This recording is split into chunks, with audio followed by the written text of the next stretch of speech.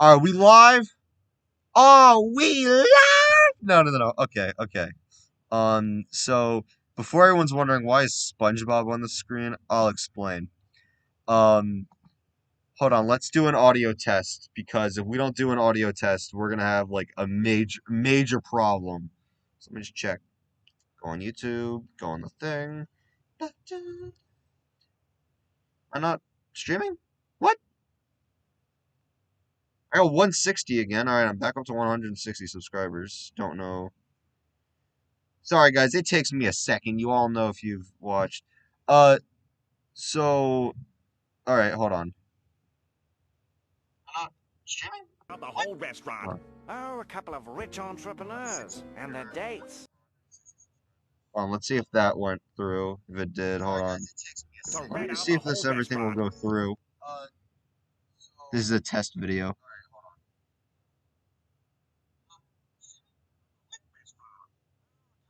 Entrepreneurs and their dates.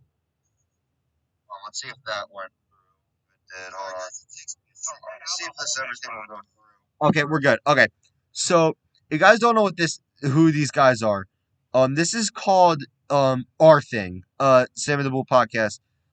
This you guys don't know who Sammy the Bull is. He was originally part of the Mafia, and I'm not gonna get too into it. You guys just go watch his stories because I don't want to spoil it. I need my boy to get views, but like he's not like he's just an old guy now. Like not saying that in a bad way, but like yeah. So apparently I saw a video on Michael Francis's Instagram.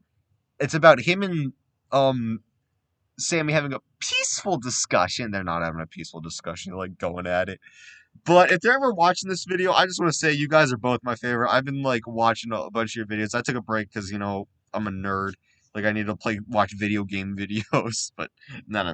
I've been watching here or there.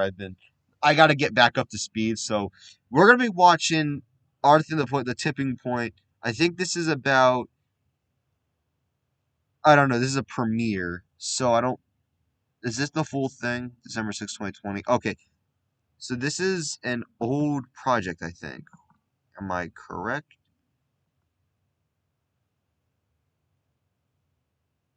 It's episode one. Oh, there's the Tuesday. Okay, we're gonna get up to speed because all right. So we this started in 2020. Okay, I have not. I got to catch up to speed. So we're gonna probably watch the entire season, if not a lot. But let's. So far, I'd rather be watching this more than uh Outer Banks. I watched like the first part of that episode. No, don't end the stream. Did I end it? No, thank God. Um. All right, so we're gonna be setting up if no one gets in our way. So there actually is a season 2, episode 1. Okay, so everyone, and then paste. We'll start watching right now. So let's start up with Squidward's damn face. No, let's start watching now. All right, here we go. My ears are bleeding out because of the other part. There we go. I'm just checking my phone to see if the audio is good. Uh, I've worked on this for 2 years. I put really? everything I had into it. There's going to be surprises in here. I worked with this and we sent people over to talk to FBI agents. My daughter, I was never present when these interviews took place, and we recorded Okay. them, recordings, and there's so many different surprises that's going to come up in this tape. All right. I think you're going to love it. There's no question in my mind. If you really love it, share it with somebody that you love. They're going to love it. And they're going to thank you for it. I mean, I'm lost for words for the time and the effort that I put into this. This is all the marbles to me. I put my heart and soul in this. And I think you'll hear it. You'll know it. And if you like it and love it, we're going to be working on the other 9 episodes for season 1. I'm sorry, but can I just point out the mug? It has the logo on it. I love it. Oh, it's right there too. And then season 2 and it'll come out until we're done with the entire story of my life, from soup to nuts. Enjoy it. All right, so damn ad had to play. Oh wait, what? Aw, that's that. Okay, side note, yes, you gotta save a child's life, but I don't think I'm allowed to have ads in my videos. That's why I'm skipping it. I'm not being a jerk. I literally mean like I don't have YouTube Red. I don't bother wasting my money on it just for no ads. Just roll with the ads. I'm not a jackass. Just letting you know. December 11th, 1990. While I'm on the land, Louis Cicenti, my bodyguard driver, comes to me. Hold on.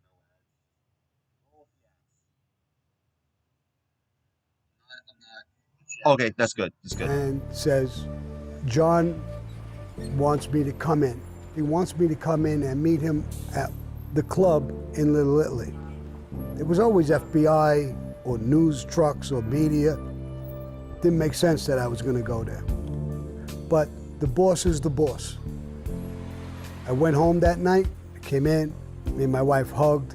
I had a full beard, took a shower, shaved, and the next day I got up, got dressed, and got ready to go down to Mulberry Street that afternoon. We pulled up, we got out of the car, we walked to the club, opened the door and walked in. And all the people in the club were made guys and associates. They all knew who I was. Hey, Sammy, how you doing? How's things? You look great, this and that, all that bullshit. I walked to the back of the club. I shook John's hand and Frankie's hand. I sat down. A couple of minutes passed, the door opened up, and agents came in.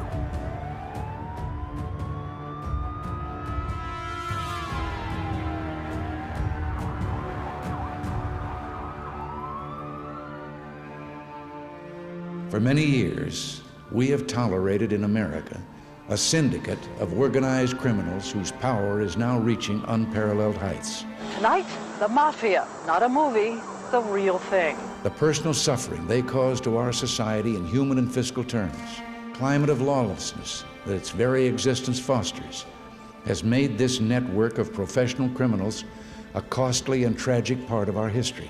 Here in New York, it was said you could hardly do business, transport anything, build a building, without the mob somehow taking a piece of the action. Today, the power of organized crime reaches into every segment of our society. Salvatore Gravano, Sammy the Bull, the underboss, the second in command of the most powerful mob family in America. The reasons for the mob's success are clear. Organization and discipline, vows of secrecy and loyalty, insulation of its leaders from direct criminal involvement, bribery and corruption of law enforcement and public officials, violence and threats against those who would testify or resist this criminal conspiracy, all have contributed to the protective curtain of silence that surrounds its activities. For years, the FBI has been watching and listening to the mob street corner meeting. The time has come to cripple the power of the mob in America. Wait, why was crippled censored? I know it's a weird thing to pause on, but the subtitle literally just crippled the censored the word cripple. Like I understand that's an insult to people that are like in wheelchairs or crutches. Like I understand that, but I mean, well, yeah, I guess it's probably it. Also, like I have a couple of things. I'm gonna pause every now and then. I'm not gonna pause all the time, but I don't know if the mafia. Let's think about this. If the FBI came in, did they came in like pulling up their guns, like saying freeze, or did they all walk in like normally? Because I would not imagine the FBI just walking in normally. Also, my side note, my uncle used to call my brother Sammy the Bull just to be funny, and it was funny. We didn't know what it meant at the time until I discovered, the actual Sammy the Bull. But Street corner meeting. The time has come to cripple the power of the mob in America. For the first time ever, Sammy the Bull Gravano tells his story. This is our thing. Vincent the Chin Gigante. Chin Gigante is extremely dangerous. he ran the Genovese family with an iron hand. No games with him. He was so dangerous that he didn't allow people to say his name. They called him Chin because if you referred to him, you would touch your chin, so the other person knew who you were talking about. You didn't want to get caught on tape saying his name. He was extremely powerful. Frankie DeCicco is a friend of mine. He's a captain in the Gambino family. Very, very powerful captain. His father was a made guy. He was in the same crew I was in. His uncle was a captain. He was well respected and feared. He was respected because he was always for the underdog. And I grew up with him, so we were extremely close. On April 13th, 1986, we went to a club on 86th Street. Me and Frankie went there. A made guy in the Lucchese family, a guy named Frankie Hartz, came in. He asked Frankie for a lawyer's card. So Frankie went immediately into his wallet to give it to him. And he said, I don't have it. It must be in the car. I said, Frankie, you want me to go get it? He said, no, I'll get it. And he walked across the street with Frankie Hartz. He opened the door of his car and he sat into the car, the passenger side, sideways, and opened the glove compartment while he was talking to Frankie Hartz, who was standing right next to the car.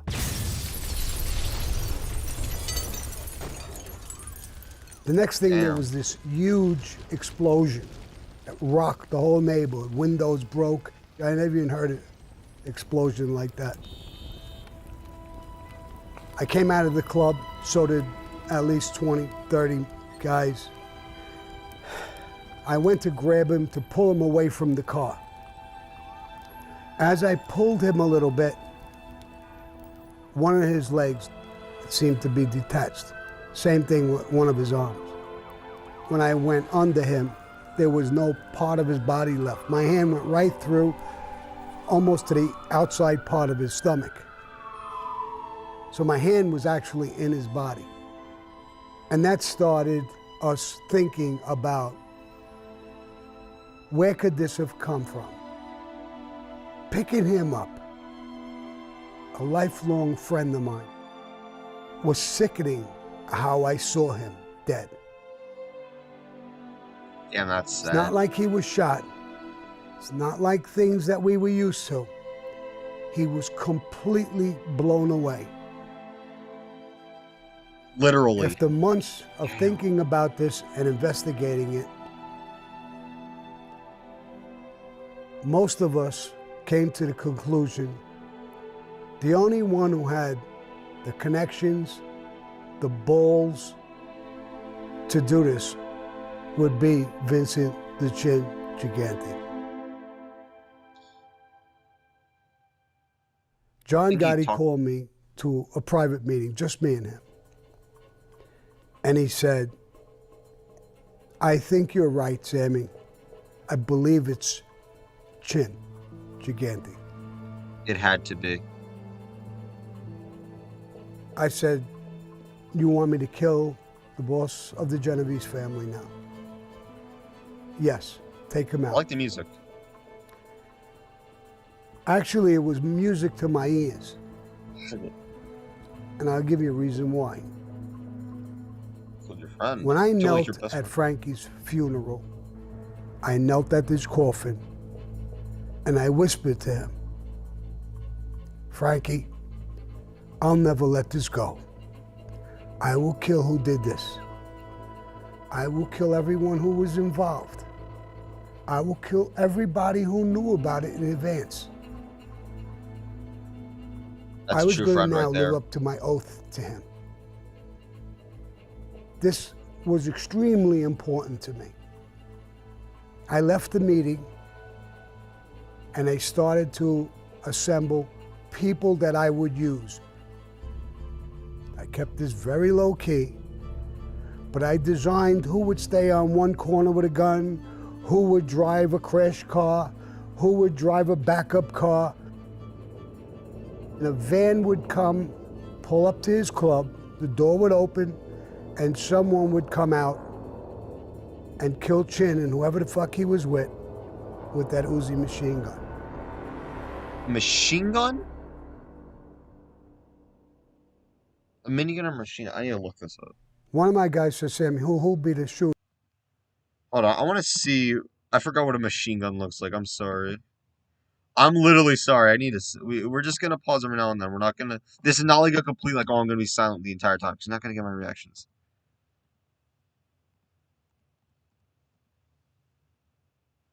Let's just get rid of that part. Oh yeah, there. Oh yeah, they went on him, dude. Yeah, that's not that. Yeah, this is reminding me of the JFK assassination. I never watched it. My brother did in school, and he told me you don't want to watch it, Aiden. It is like messed up, and the wife is crying. It's like, yeah, knowing that the wife is crying, that's when the point where I'm just like, yeah, no, I ain't watching that. I don't even think I'm allowed to show that on my channel. Because this is a podcast, I was expecting. I didn't think it would be like a legit podcast where it would just be like this. I thought it was some pictures. I think it's fine. It's fine. I said me this time. Me. Hmm. I owe this motherfucker. But this hit was enormous. It was bigger than the Castellano hit was, for one reason. I'll give me it, all right? When we killed Castellano and Tommy Bellotti in front of Sparks Steakhouse, it was an internal thing. Now, this was killing a boss of another family. To me, it was time to get even for Frankie DeChico. For me, it was time to live up to what I told him in a coffin. But one day, John called me in, and he told me the hit's off with Chin. Put it on the side. What? There's an indictment that came down. I'm on the indictment with others. I'm not sure if you're on it. Go on the lam. Oh. FBI case agent George Gabriel. When we're ready to do the indictments, they got wind of something. And next thing we hear, Sammy's on the lam because they were convinced we were going to be taking him down, and he wanted Sammy out there to be in a position to run things. I always wanted to be an FBI agent. All other criminal matters, you're really reactive, if you will. The crime has to happen for you to open a case. With organized crime, they're doing it while you're watching them. I mean, they're walking criminals. And the challenge there is, I mean, yes, you're gonna prosecute on something that happened, but it's how do you stop it? In New York, we had 5 organized crime families. We're the bad guys in these neighborhoods. We're not the good guys. The office had 8 organized crime squads. There was 1 squad dedicated to each of the 5 families. Typically, the squads had 8 to 13 guys. The Gambino squad, we had about 13 at our heyday. Now, that may sound like a lot of people, but when you figure the family had a membership of about 250 made guys, and most made guys have half a dozen guys around them, you're talking well over 400 people that you've got to be targeting. You only have 13 guys to do it. So you have to be real selective in who you go after. Most of the criminal conduct in organized crime, especially at the level of the hierarchy, which is the boss, the underboss, and the consigliere, is really concierge. Right? They're ordering crimes. They're not committing them themselves. So for me to put them in jail, I have to catch them where they're talking. The Ravenite Club is where John made everybody show up to pay respect to him. So John, again, kind of got in the face of organized crime, if you will, where this stuff's supposed to happen in secret. He brought it into the daylight. If you needed to talk to the boss, that's where you went to meet him. The problem is, It may be easy to bug the club, but not the best conversations are happening there. We had to win. We had to start really dismantling it. If you take this guy down, you potentially take everything down. For electronic surveillance, that's considered the most invasive tactic. So you have to kind of wrong. Like, that actually is kind of wrong. He's not right at that at all. Like, you take the one guy, you take the whole thing down. I mean, no. I mean, for the mafia, yes, but like, I wouldn't say, like, I know I shouldn't be like talking about this right now because of what like the country is doing right now, but when we took down Osama bin Laden, yes, there was still Taliban ISIS group from that. We didn't take the whole thing down. We put troops in there for 20 years, and we took them out, and then everything vacuumed up. It's called a vacuum effect, I think that was the word. Like, Taliban is like now coming back and fighting after the U.S. left. And that's all I'm gonna say is just like, you're not gonna you kill the main guy and thinking you could bring everything down. You can't, because okay, let's think about, I don't want to make I don't know how to explain this, but to people that like play Mario and Luigi games, I'm gonna sidetrack for a second. You know how in Superstar Saga, when you blew up Fawful, you killed Fawful, and then when you kill Cackletta at the end, and she literally dies, but then Fawful legit was planning on betraying her. Let's ignore that for the fact. He still comes back and actually like tries to attack. That's literally what like the Taliban are doing in like Afghanistan. They took over like a town, I think. I don't know. But that's something that can happen with the mafia, and that's why I'm just saying like this is something wrong. Like I know I shouldn't be bringing up video game references into this, but I couldn't find another comparison, so I just had to. Electronic surveillance, that's considered the most invasive tactic, so you have to show you've exhausted everything else. And short of putting a bug someplace would be an undercover operation, and those typically don't work with the mob. So people, I think you put a bug someplace and you just decide you're going to do it. I mean, it's a complicated order. You have to file an affidavit with the judge, and the affidavit has to show enough convincing information that stops just short of probable cause, which is what it takes to indict somebody. The significance of the Ravenite Club, it became John's headquarters.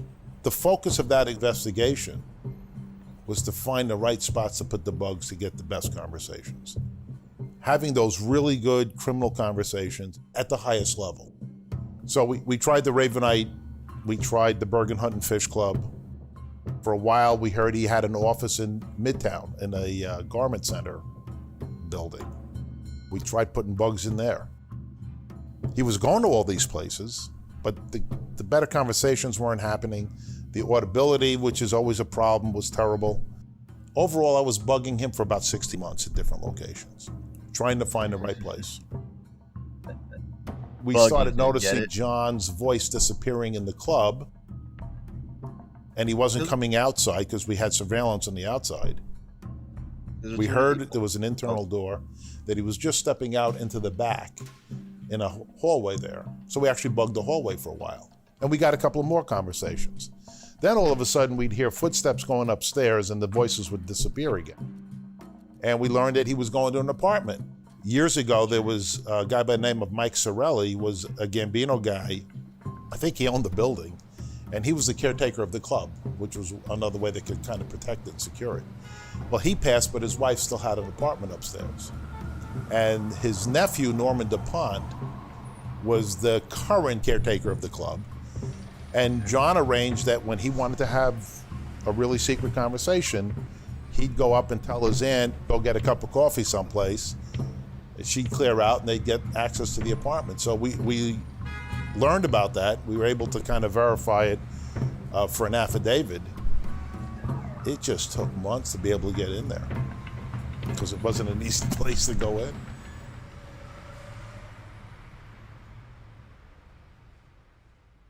I think we go about 3 weeks after we put the bugs in with no conversations.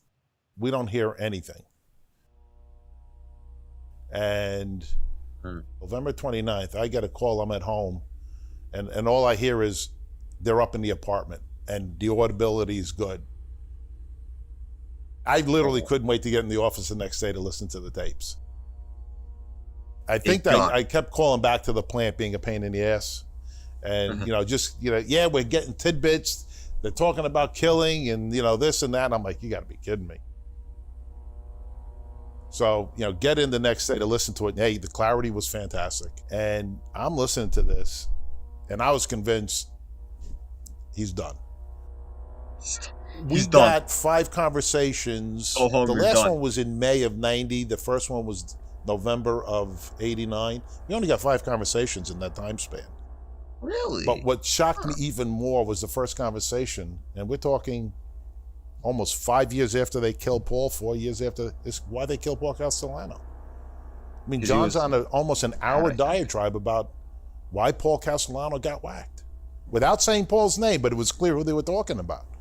I think I know why. I'm gonna interrupt again. Don't get pissy. But I think it was because there was I was watching Michael Franzese, and I know him and Sammy are not one of the bestest of buds right now, or maybe probably never will be, but I heard that Michael was there in the Gambino family, and he was with a sniper rifle in the roof. I mean, not on the roof. God, not on the roof. In the second story house. And what happened was his family was going down in the basement, and they go, if you do not hear a knock on the door, we're dead, kill him. All they said. And, hello? They said, never mind. And they were having, I think they were having arguments and stuff, because it was a big conversation. Other people came in, so, let me reset. The reason why they said they're dead, kill him is because 3 other guys came in, discussing the matter. The situation, our boss is dead, he died from, I don't know, natural age or something. Where are we gonna have Paulie? Should we have Paulie the new boss? And they all agreed to it. Some guy knocks on the door, tells Michael, Paulie's the new boss. I think it was Michael. And I'm like, you gotta be kidding me. I mean, by the second, third one, there was no doubt. The guy's going to jail for life. I mean, almost to the point where we were concerned the judge was going to say, how much more do you need? We have an indictment, as far as I'm concerned. John's trying to find out. He's tasking guys, go speak to your lawyers, go speak to people. We hear there's a big one coming. We don't know who's involved. It's a cat and mouse game, all to kind of preserve what was going on and when we were going to do stuff. He wasn't sure what the hell was going on. In Gotti's case, we had it all presented. We were starting to move forward to getting ready to come down with our arrests and plan around it. The minute you issue it, it becomes public record at some point that there's an arrest warrant out there, and we didn't want this out. We know for sure Sammy's gone. So we're like, all right, we're going to put this all on hold. We'll do whatever we've got to do in the meantime. He's got to come back sooner or later. The Ravenite was the ideal place to take these guys down. It was symbolic. It was John's place, so we were taking him out there. And we wanted to be able to arrest all of them at the same time. And that was the one place we could do it.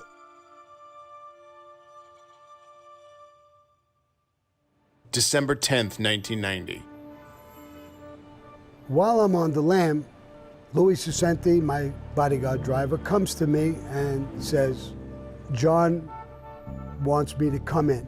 He wants me to come in and meet him at the club in Little Italy. It was always FBI or news trucks or media. Didn't make sense that I was going to go there. But the boss is the boss. I went home that night, came in, me and my wife hugged. I had a full beard, took a shower, shaved, and the next day I got up, got dressed, and got ready to go down to Mulberry Street that afternoon. We get word that Sammy's coming back. The plan is, as soon as we confirm that he's in town, I'll go get the indictments and we're gonna just pick him up. I would go into the club, meet with John, and then probably go back on the lam. So I go and I start getting the indictment. I'm in Brooklyn, working with the U.S. attorney in the grand jury. So I get him. We pulled up, we got out of the car, we walked to the club, opened the door, and walked in. And all the people in the club were made guys and associates. They all knew who I was. Hey, Sammy, how you doing? How's things? You look great, this and that, all that bullshit. I walked to the back of the club. I shook John's hand and Frankie's hand. I sat down. We hear that Sammy went into the club. And I go running over. So I'm the lead car, and I've got everyone lined up behind me, and I'm like, all right, on go, we're going. A couple of minutes passed, the door opened up, and agents came in. We get out of the car, and you just focus on the front door, and there's wise guys all over the place, and just go bursting in. I'm not even in a vest. I mean, I'm just in a jacket. I'm armed, obviously. I wasn't concerned that I'm in a jacket. I didn't hear just the way he said it and how it was like, that's so wise guys all over the place, and just go bursting in. I'm not even in a vest. I mean, I'm just in a jacket. I'm armed, obviously. I'm armed. I wasn't concerned that any violence was going to happen. These guys are not that stupid. Now, one agent I remember, he was George Gabriel. He was a street agent, big agent. He came in, I think, with another guy. They parted like Moses parted the sea. I mean, these guys just got out of the way when I got in there. They were extremely compliant. On any other day, these guys would kill anybody, but in that atmosphere, environment, that wasn't going to happen. There wasn't going to be a problem. That is the first time I ever set foot in the Ravenite Social Club. Short time went by, and more guys came. Police cars came, NYPD. And there were probably about 30 of these wise guys. I'm not going to say it's not intimidating, but, I guess when you're in the moment, and that's all there is to it. They wanted a bus to hold 3 of us together. This was the organized crime case, really, for the Bureau at that time. I mean, we had several others, but this was the target that had to be gotten. They told all the people in the club, it's got nothing to do with you guys. Give us your ID, we'll take your name, and you can leave. It has nothing to do with you. I said, listen, everybody's going to get to walk out of here. I want you to just, take your time. You give these guys your name. Whatever they ask you, you answer, and you're going to get to go. And then when you're all done, we're going to take these 3 with us. George Gabriel come over and told John, you can't leave, John, you're under arrest. You, Sammy, you're under arrest as well. You too, Frankie Lacasio. John's sitting at his round table, and Frankie. Okay, so the Chico, if you got lost, Frankie DeChico's dead. This is a different Frankie. This is Frankie Lacasio. Just keep that in mind. The one that died. This is. He and Sammy are there. And John's the typical wise ass. Well, we knew you were coming. I said, well, how come you didn't tell Sammy? You guys are in suits. He's in a jacket. Come on. He didn't get the word? John always had these cutesy little remarks and stuff. Oh my God. Like, we knew you were coming. Dude, that's one way to get shot in the mouth. That's one way to die. Oh my God. I would never say that. I keep my ass shut. My ass while in my mouth. Just puns, dude. Just metaphor. Just say expressions. Stuff, and he says, Norman, give me, Sammy, and Frankie a cup of coffee. I'm not leaving until we're done with the coffee. And he's just kind of jawboning, I'm going to beat this one too. I'll be home. Don't worry about it. He's talking to Frankie and Sammy, probably nervous. I looked at George Gabriel. He was very quiet, very polite. They still have no idea what they're being indicted for at that point, what the significance is. And it's not until I get him out of the club and in the car that we even have that kind of conversation. We had our coffee, and they took us out and put us in separate cars. I was in one car. John Gotti was in one car, I believe, with George. I like how they all had to finish the coffee first. Like, hey, can we just finish the coffee? Like, yeah, sure, why not? Button stop. Uh-oh. Gabriel. There we go. And Frankie Lacasio got into another car. We got everybody out. Now it's time to go process these guys.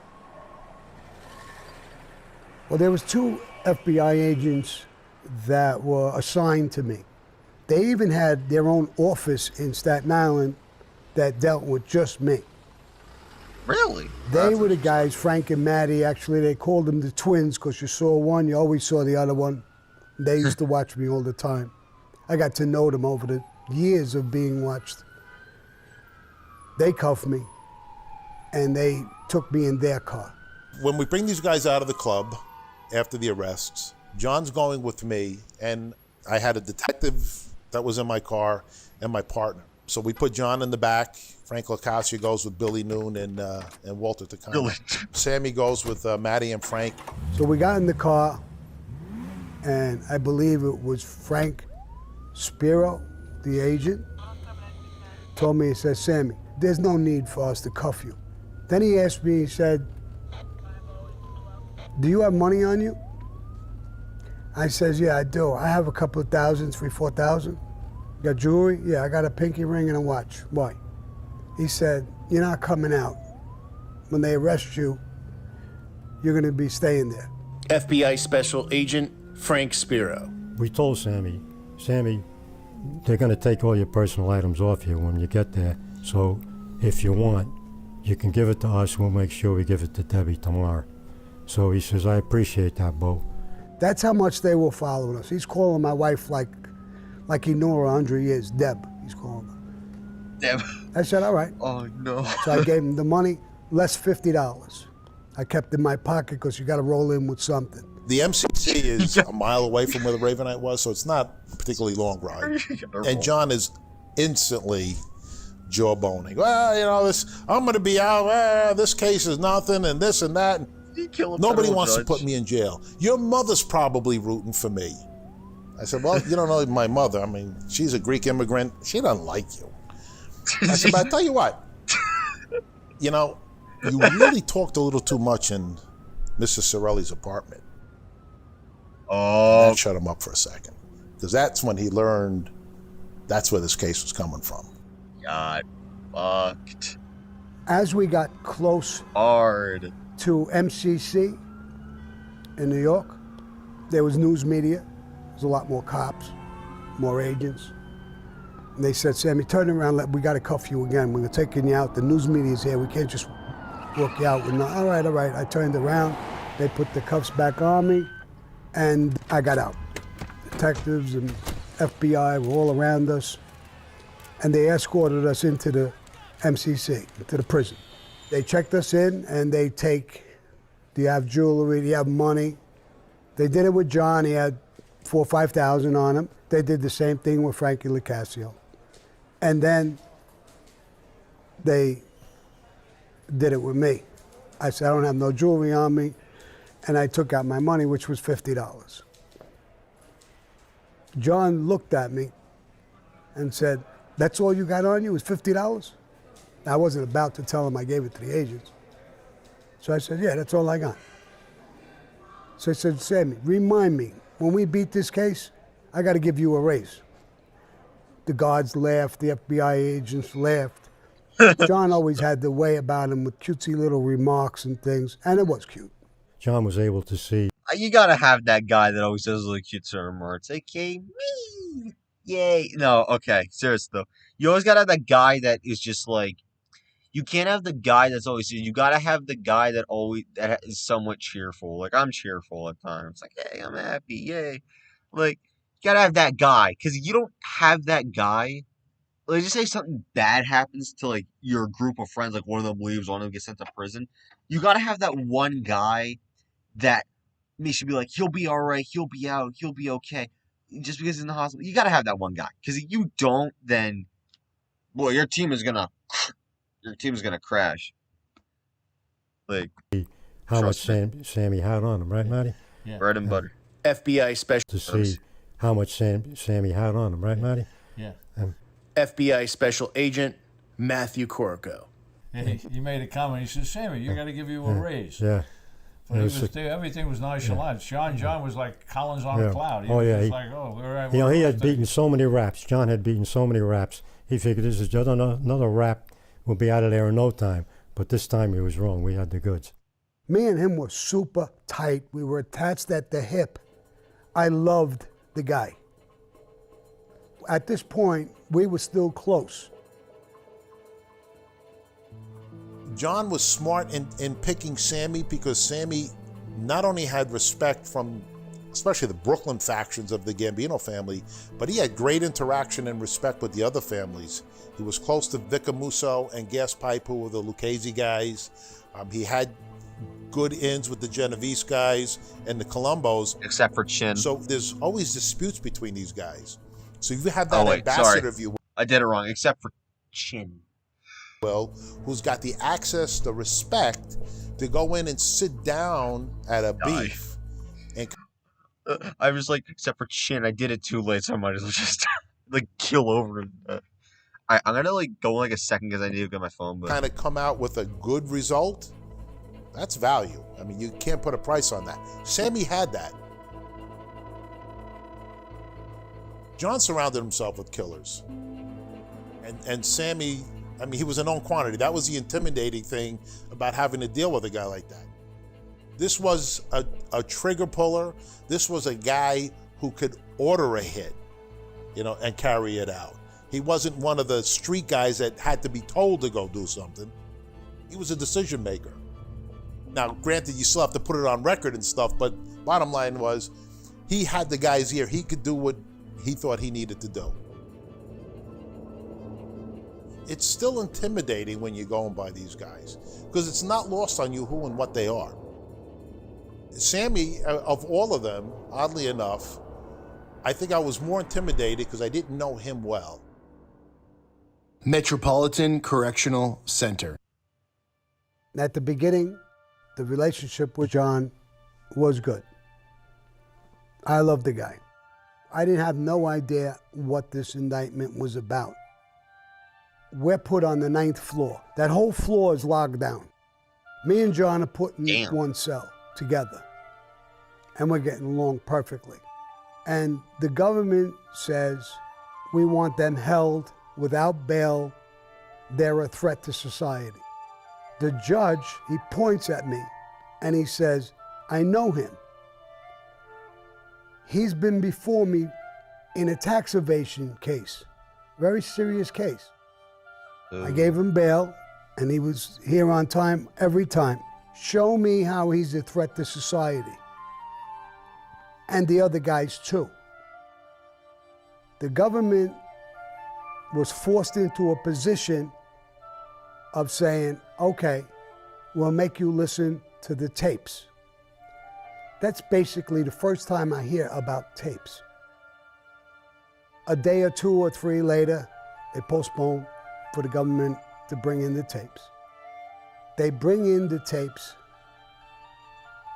and the tapes are devastating. John Gotti is caught on a rant, saying things that were totally not true. And I am blown away.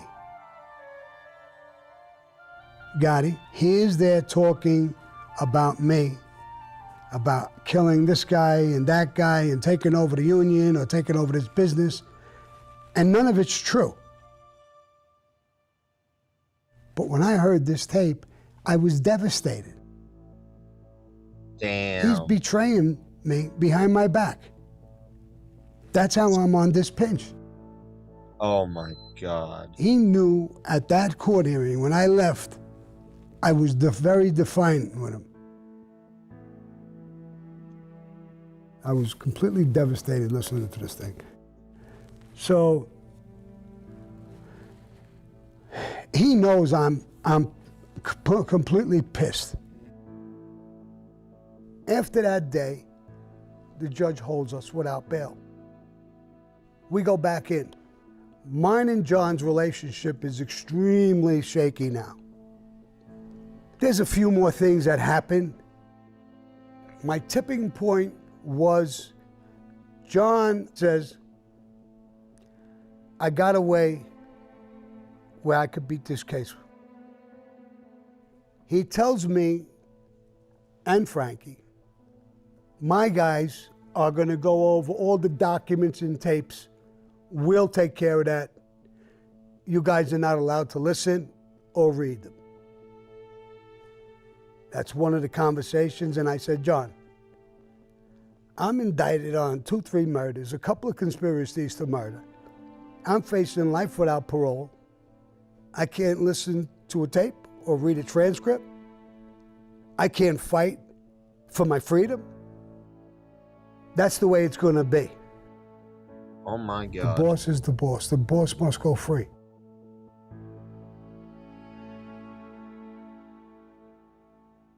The thing I wouldn't think of was ratting. That was like the unthinkable, the untouchable. And I'm thinking now, that's exactly what he's doing. He's giving me up to the government. Now, what the fuck is the difference whether he's taking the stand, he's backing the tape up? What's the difference what position he's taking? He is now arranging for me to be convicted and do life without parole while he hits the streets. It's a rat move. If you don't want to call him a rat, don't call him a rat. It's a rat move. That's right. And I said, think about this, John. Think about it carefully. Is that exactly what you want to happen? It's got to be that way, Sammy. That's just the way it is. Holy shit. You got to go down for me to go out. No way. I said, all right, then let's do it. If this is what this whole thing boiled down to, killing each other, not only killing each other, but we're putting each other away and we're doing fucking unheard of things.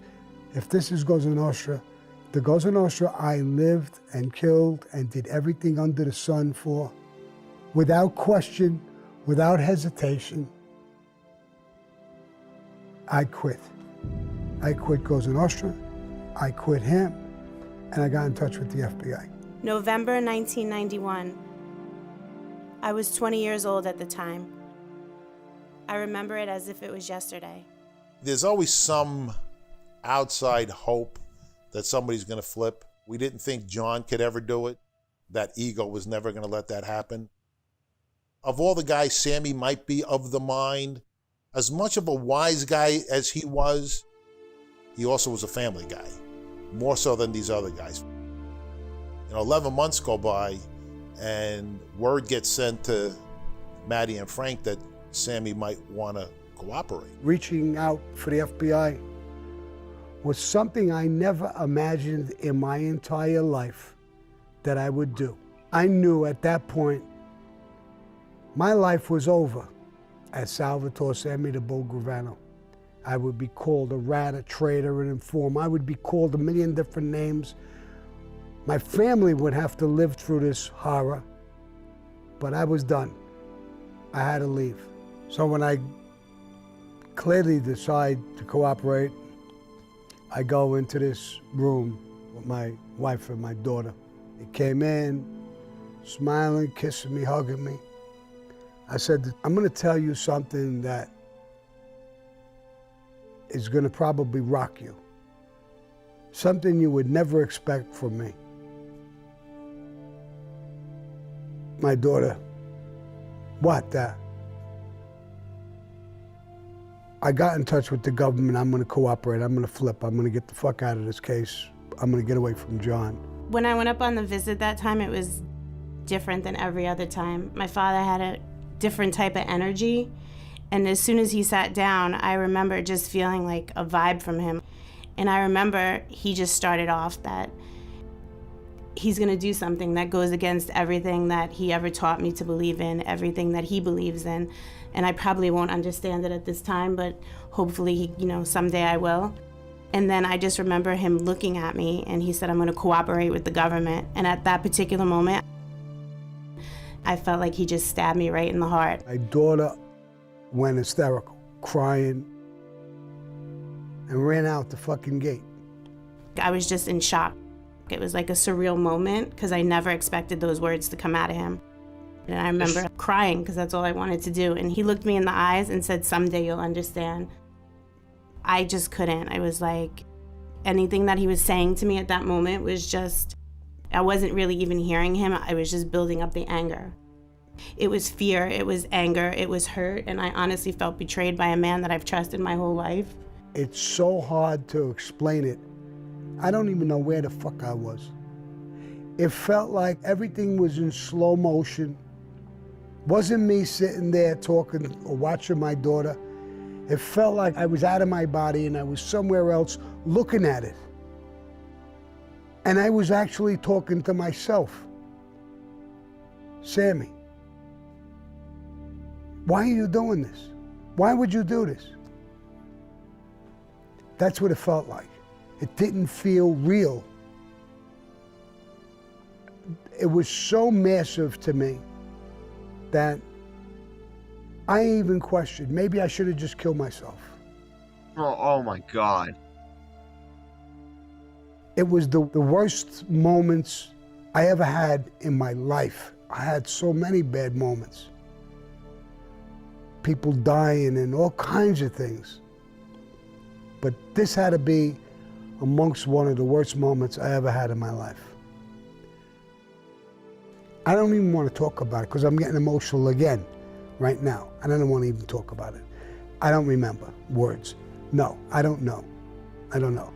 Let her explain it, what she felt or said.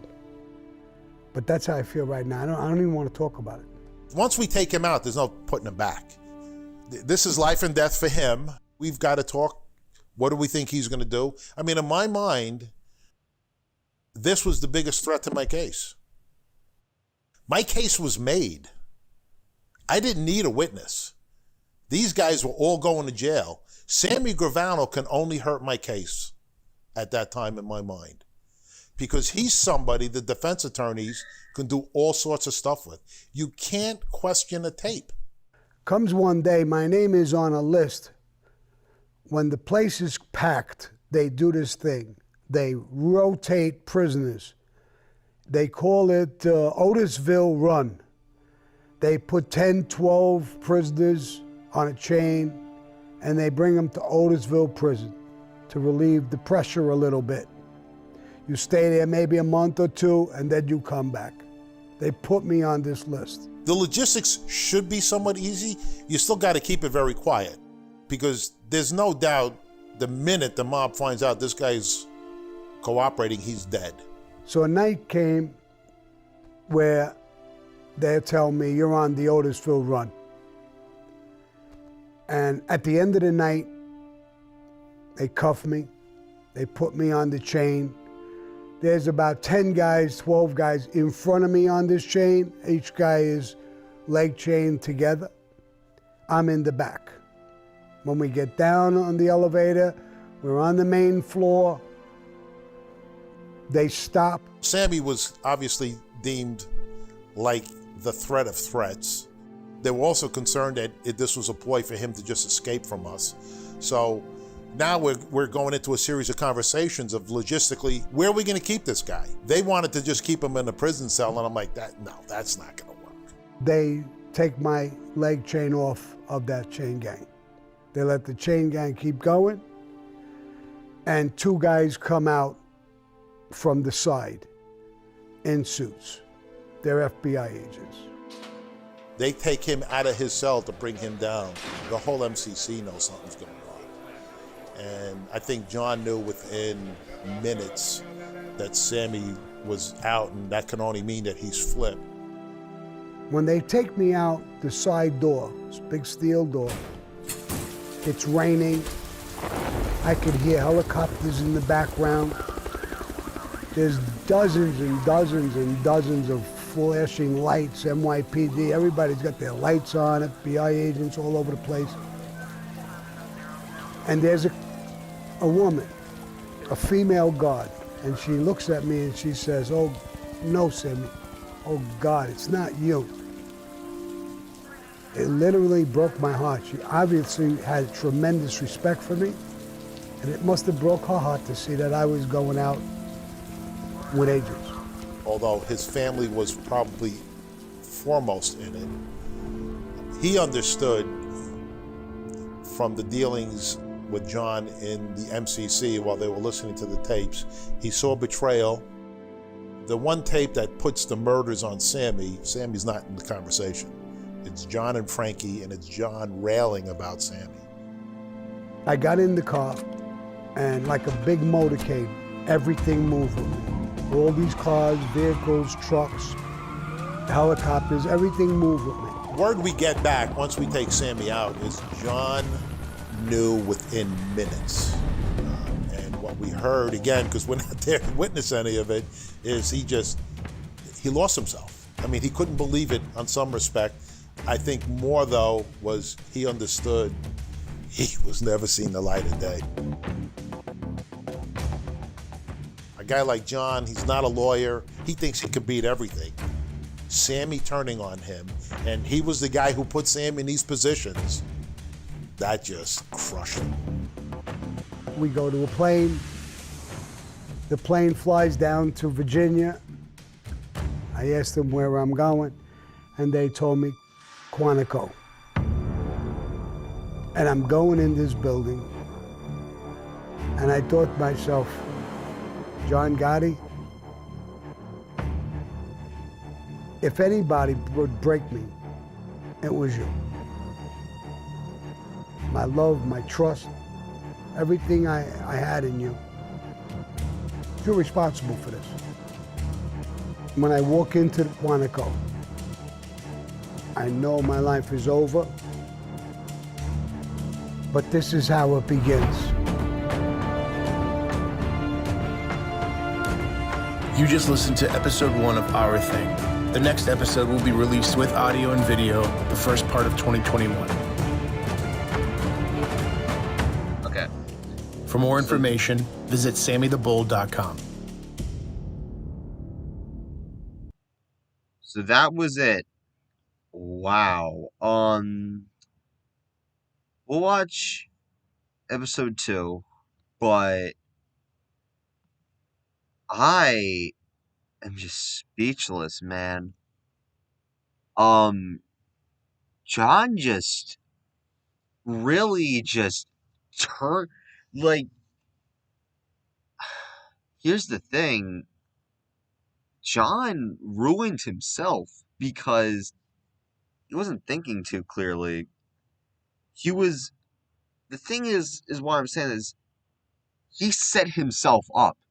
He lost because of not what he said, but how he was getting along with Sammy. Oh, this hurts, man. This is... Wow, that is like...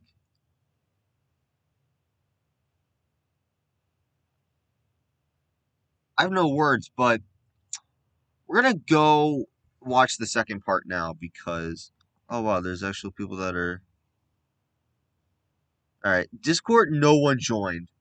Like, oh my god, no one joined. This was sad. Oh my god, dude. Alright. Well, that's just... Man, I was about to, like, say a funny meme, but I'm not going to right now. Because... Oh my god. John just... Hold on. Let's go back.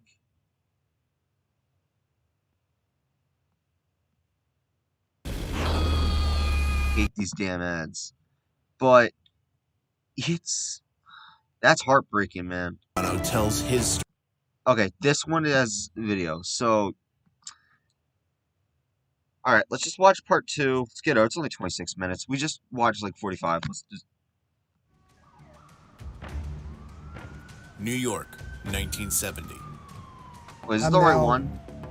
A member of the Colombo family. I'm an associate. Well, one day I get a message from Shorty. Hold on, let me see here.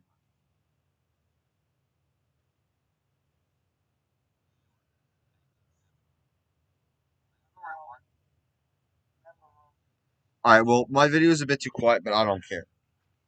Bureau. Orders come from the top, and members carry these orders out. So I get an order one day, Carmine Persico, and probably from the boss himself. Oh, is this just like random episodes? Hold on. Okay. This is random episode, so all right. When you break the rules, you can die. It was a member of our crew, and I understood basically I was asked to kill. For the first time ever, Sammy the Bull Gravano tells his story. This is Our Thing.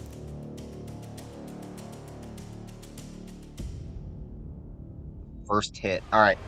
I'll be right back. I'm going to go get a charger real quick. I'll be fast as I can.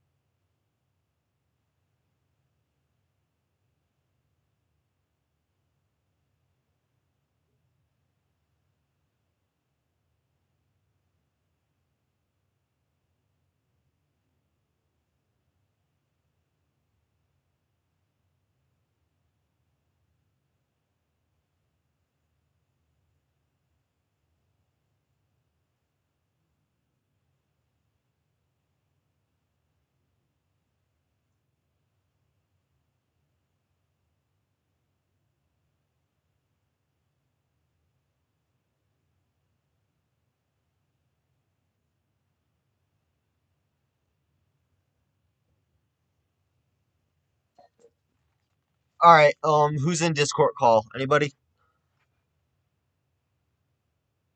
Hold on. We'll watch part 2 in a second. I just gotta take care of my damn dog. Damn dog. Hold on. Hold on.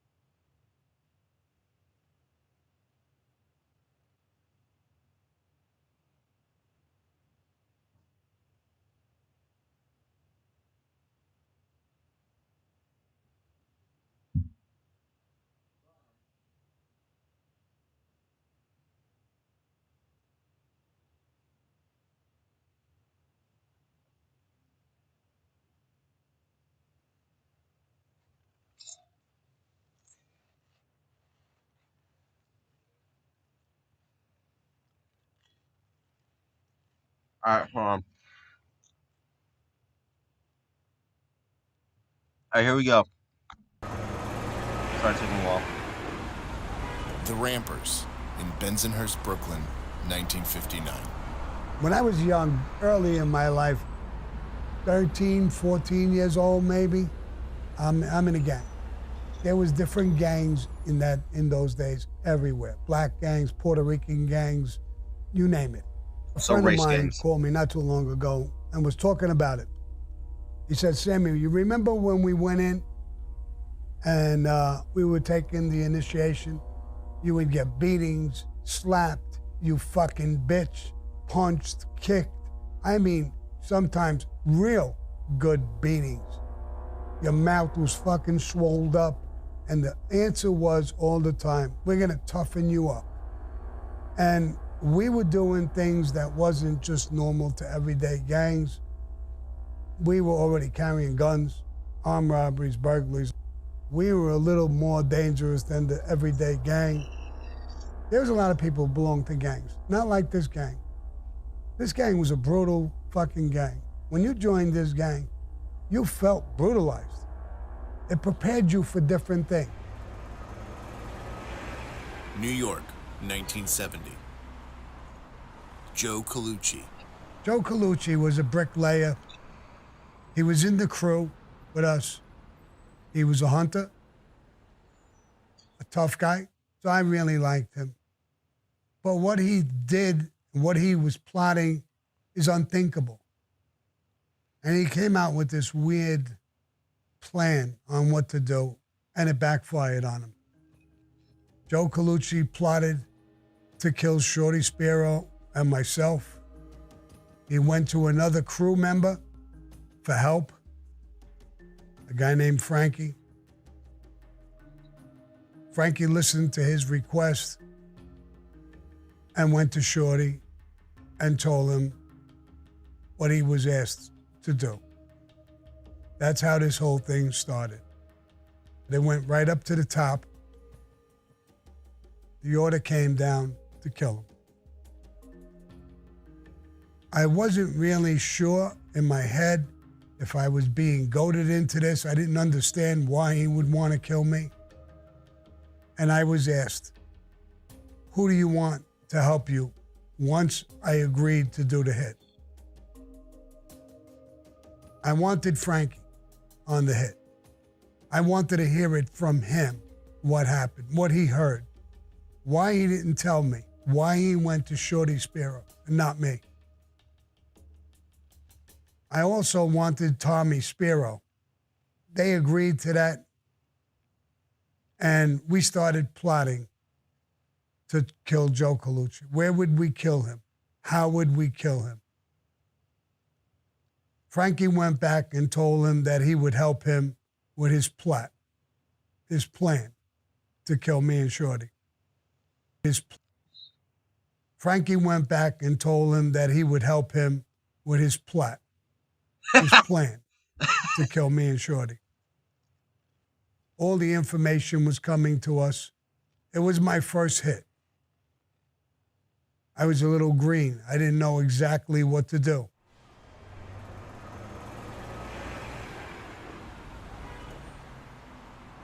Bensonhurst, Brooklyn, 1945. My mother and father were legitimate, good people. They prepared me in a lot of ways for a lot of good things, honest things. That made me a little bit different of a gangster. I had some compassion for people. I did have some love and respect for people.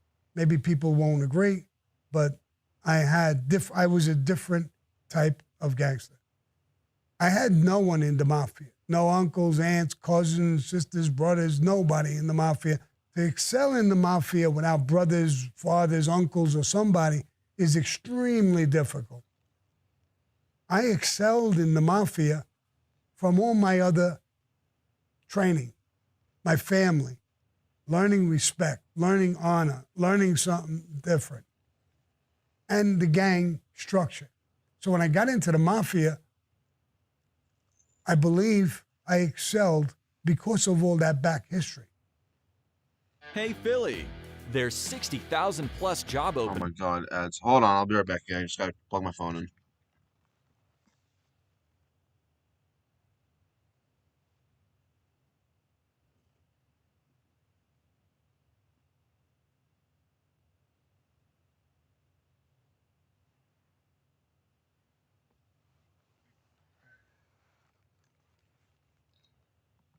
For auto techs nationwide.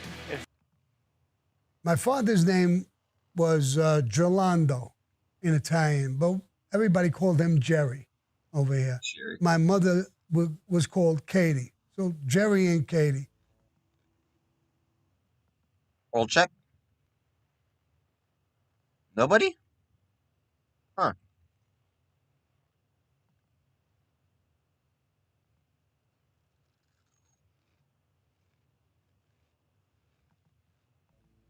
Originally, there was 5 of us. Before I was born, my brother, Frankie Gravano, died.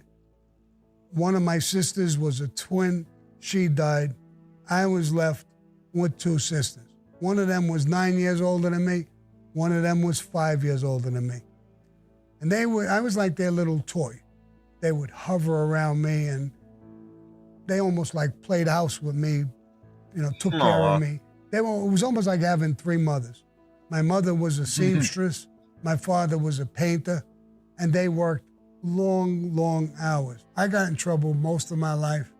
I literally used to break their heart. I could see the pain in their face every time I fucked up. They didn't hit me. And then my father never raised his hands to me.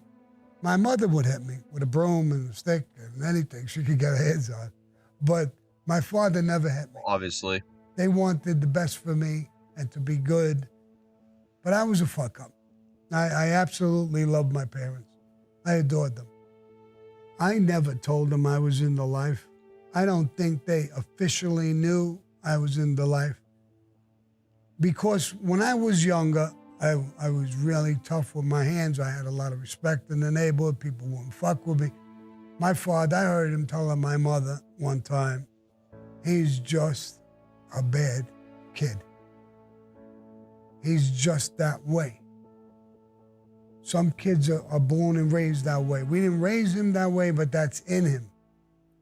So he just knew I was a tough kid, a bad kid.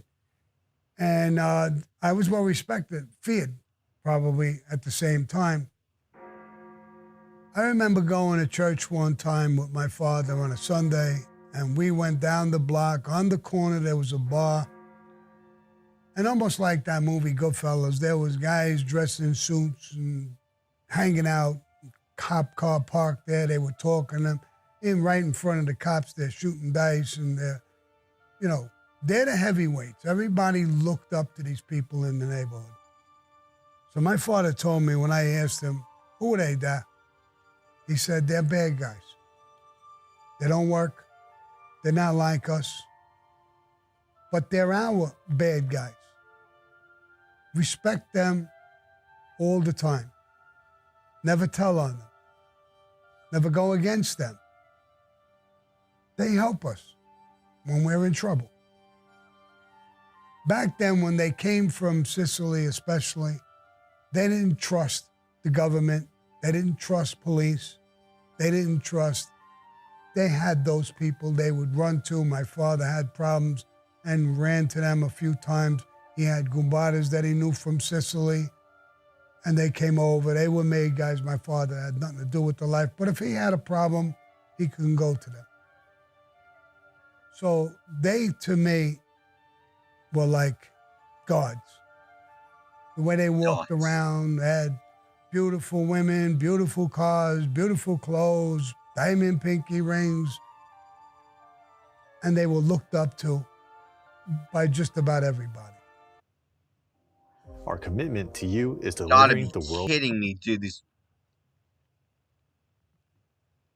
I think I remember my father asking me, because his Gumbara, Suvido, was a made guy and by just about everybody. I want to hear something. I think I remember my father asking me, because his Gumbara, Suvido, was a made guy, and when he had problems, he would go to his Gumbara, Suvido. And I remember my father asking me one time, you never hooked up, right? So I said, what do you mean that hooked up? Like, Suvi, you never went over there? Nah, I'm good like I am. I know a couple of people like that. Don't worry about it. February 28th, 1970. One night, we went out drinking. We went to an after-hour club. It was about 4 o'clock in the morning. We were ready. We've been hunting him for a while. This was the perfect time. We went to a cafeteria that's open 24 hours a day, the famous cafeteria, that was the name of it, on 86th Street. When Joe went downstairs and more or less like down the staircase into the basement where the men's room was, when we leave, Tommy, you get behind the wheel and drive. Frankie, you get in the back. I'll get in the back as well. That'll put Joey in the front, the passenger seat. And I'll take him out.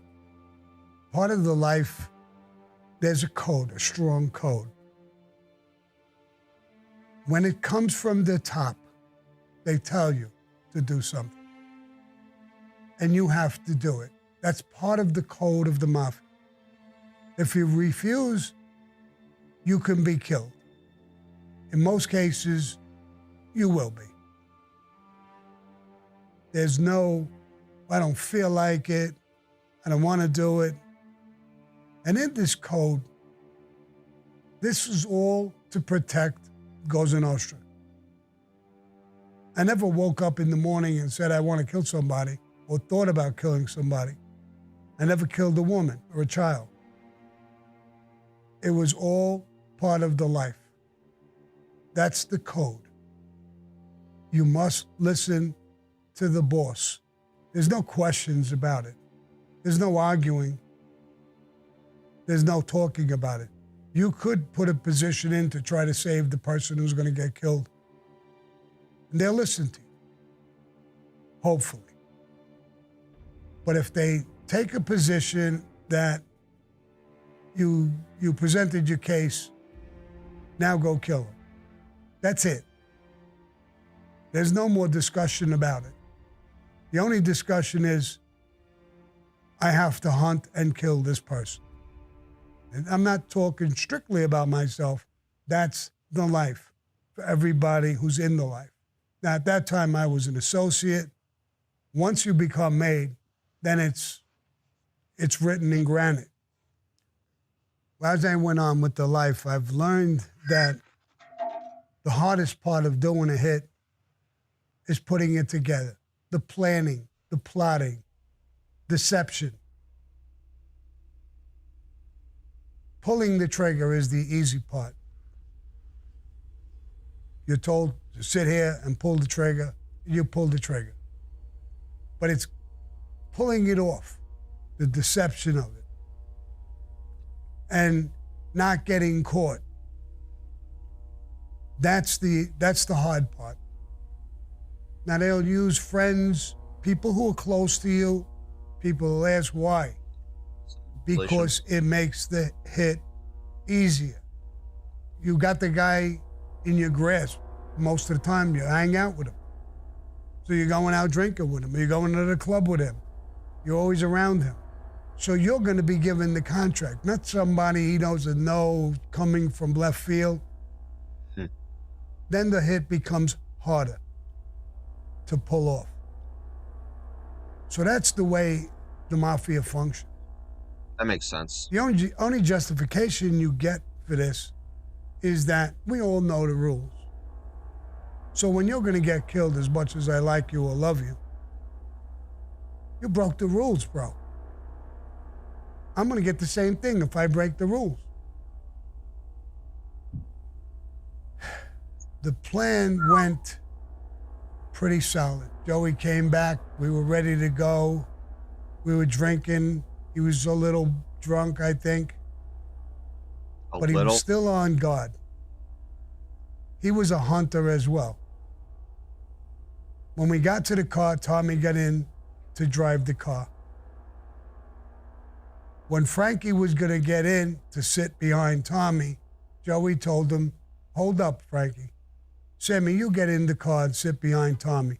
Frankie, you sit behind me. I guess it made him feel a little more confident.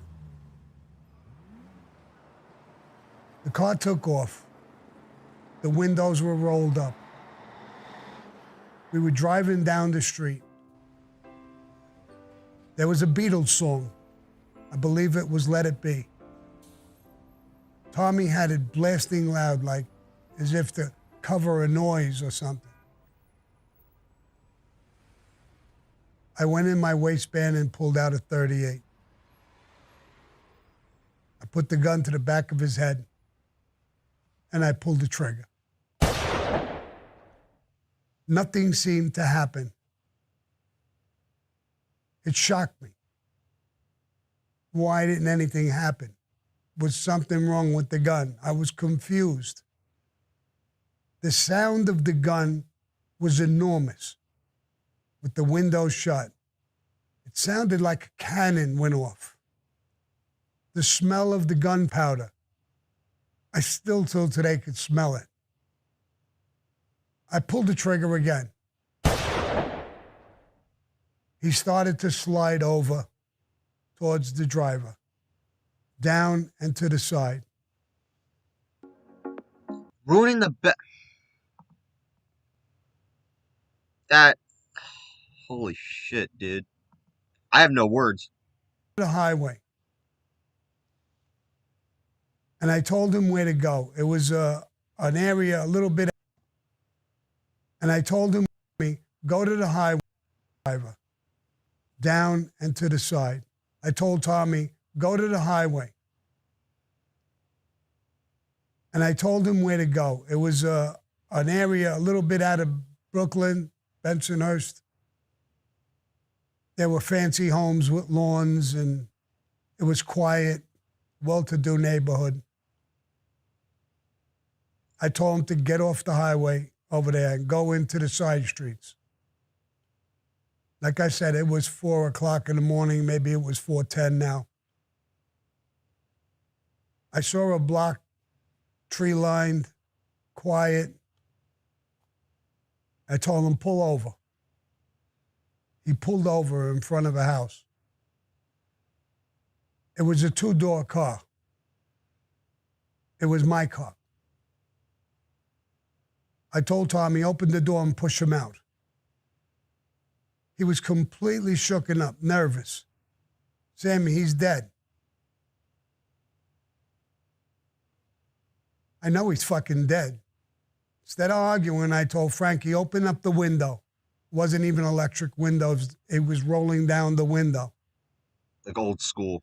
I crawled over Frankie and out the window. I went to the door, opened the door. Joey was a big guy, pretty heavy. I put one arm around his neck, one arm under his legs. I picked him up.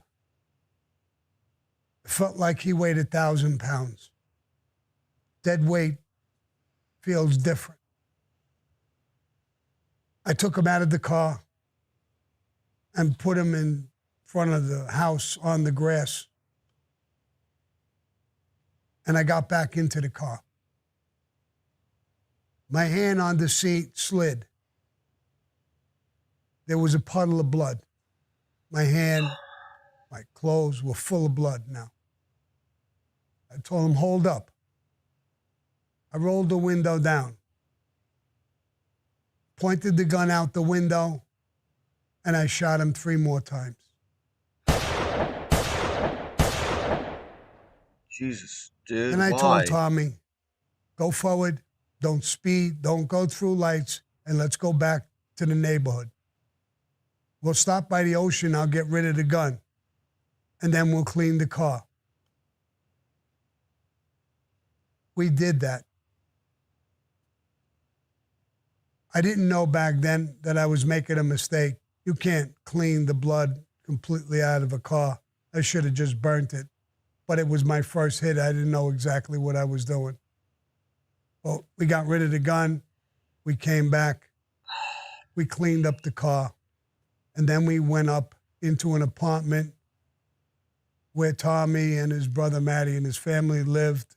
And I was staying there on occasion. And we went into the house. I was totally exhausted. I went into the shower to take a shower. I saw in movies when people did a murder, they would get nervous, and sweat, and shake, and I thought this would happen to me. And I was waiting for it to happen. But I was letting the water run on me. It didn't happen. I didn't feel anything.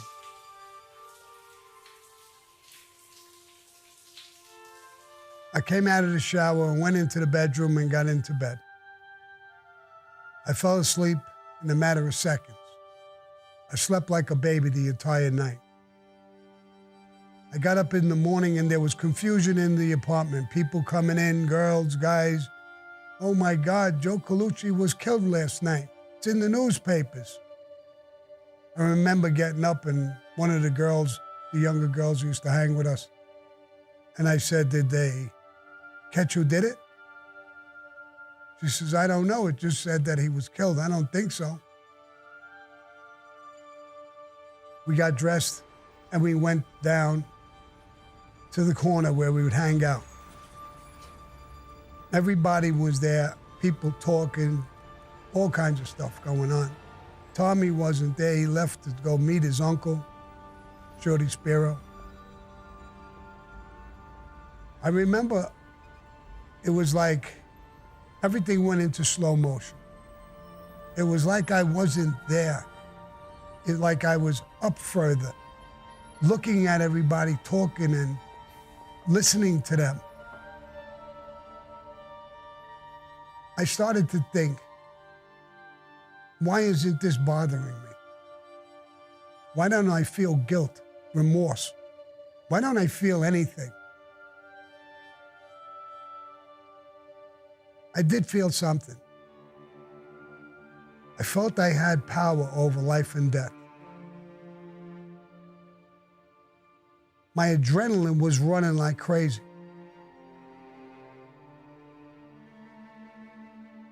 I knew this was part of the life of the mafia. Okay.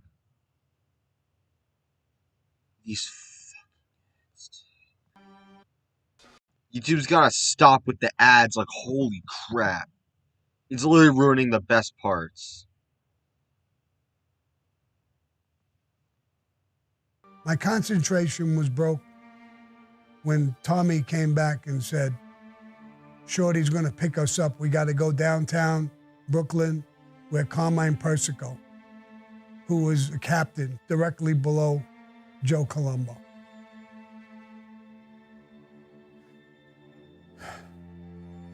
I got in the car. Shorty told me, my nephew told me everything. You did a great job. We're gonna go down and talk to Carmine. I don't want you to say nothing, Sammy. Don't talk. My nephew will explain the whole thing. I said, okay. That's what we did. We went down there. Tommy explained every little detail that happened, leaving out the detail that he didn't want to push him out of the car, that he was nervous or scared or whatever it may be.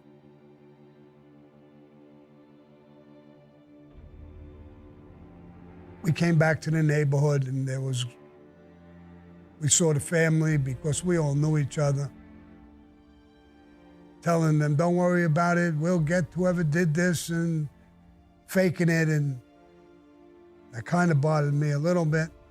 I knew the sister, I knew the family. And that's... But that was the life that I was in. I understood it now more than ever. That night in the car, there's no question it was life-changing for me. I was a tough kid with my hands. I never killed anybody. I don't think I'm a bad person or was a bad person.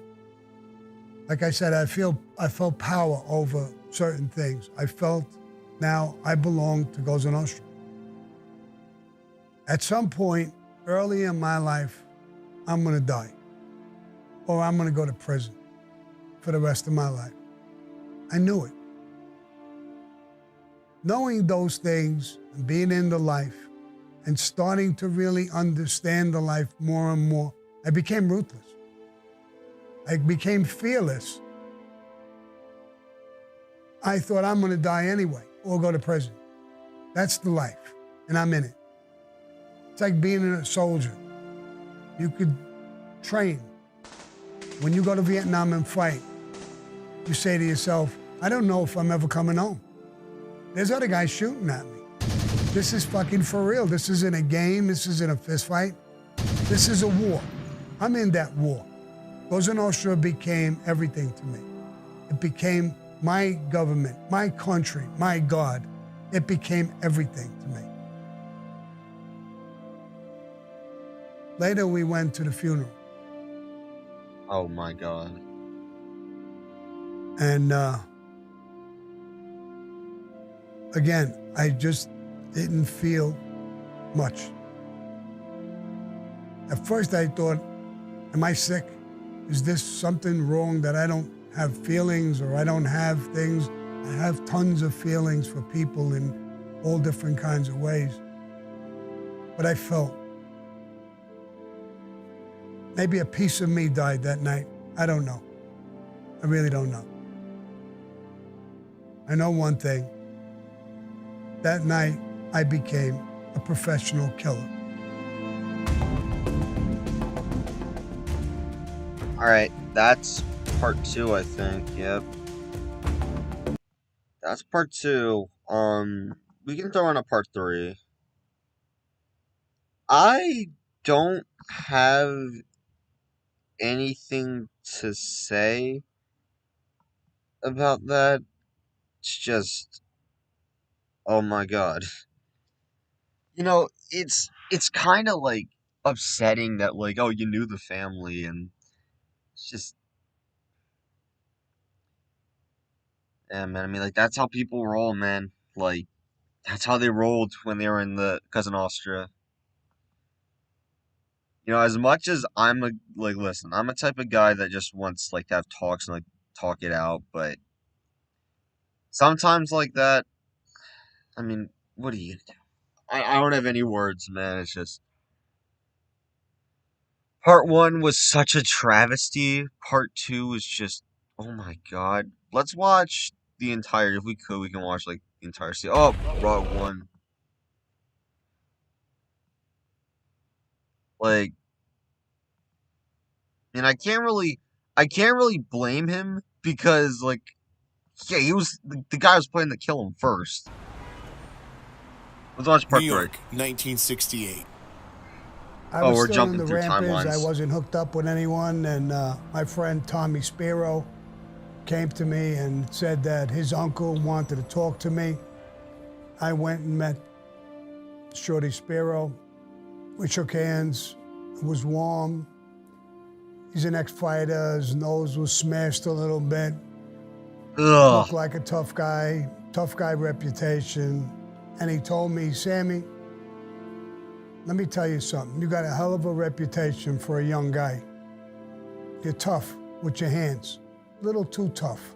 You're gonna raise your hands to somebody one day and you're gonna get yourself killed because you're not hooked up. You don't belong to nobody.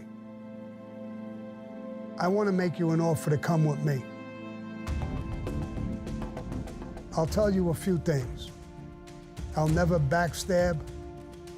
I'll never betray you. I'll never lie to you. And when I ask you to do things, you'll know that I have already done them, and I might even come with you when you do them. I knew exactly what he was talking about. I knew the reputation of the mafia. But it was music to my ears to hear someone tell me that he would never backstab or lie.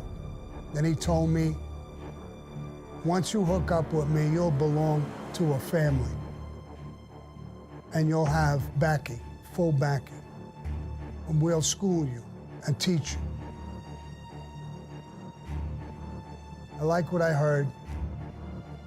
I shook his hand. I knew at that point I was with the mob. I was an associate with the Colombo family. For the first time ever, Sammy the Bull Gravano tells his story. This is Our Thing.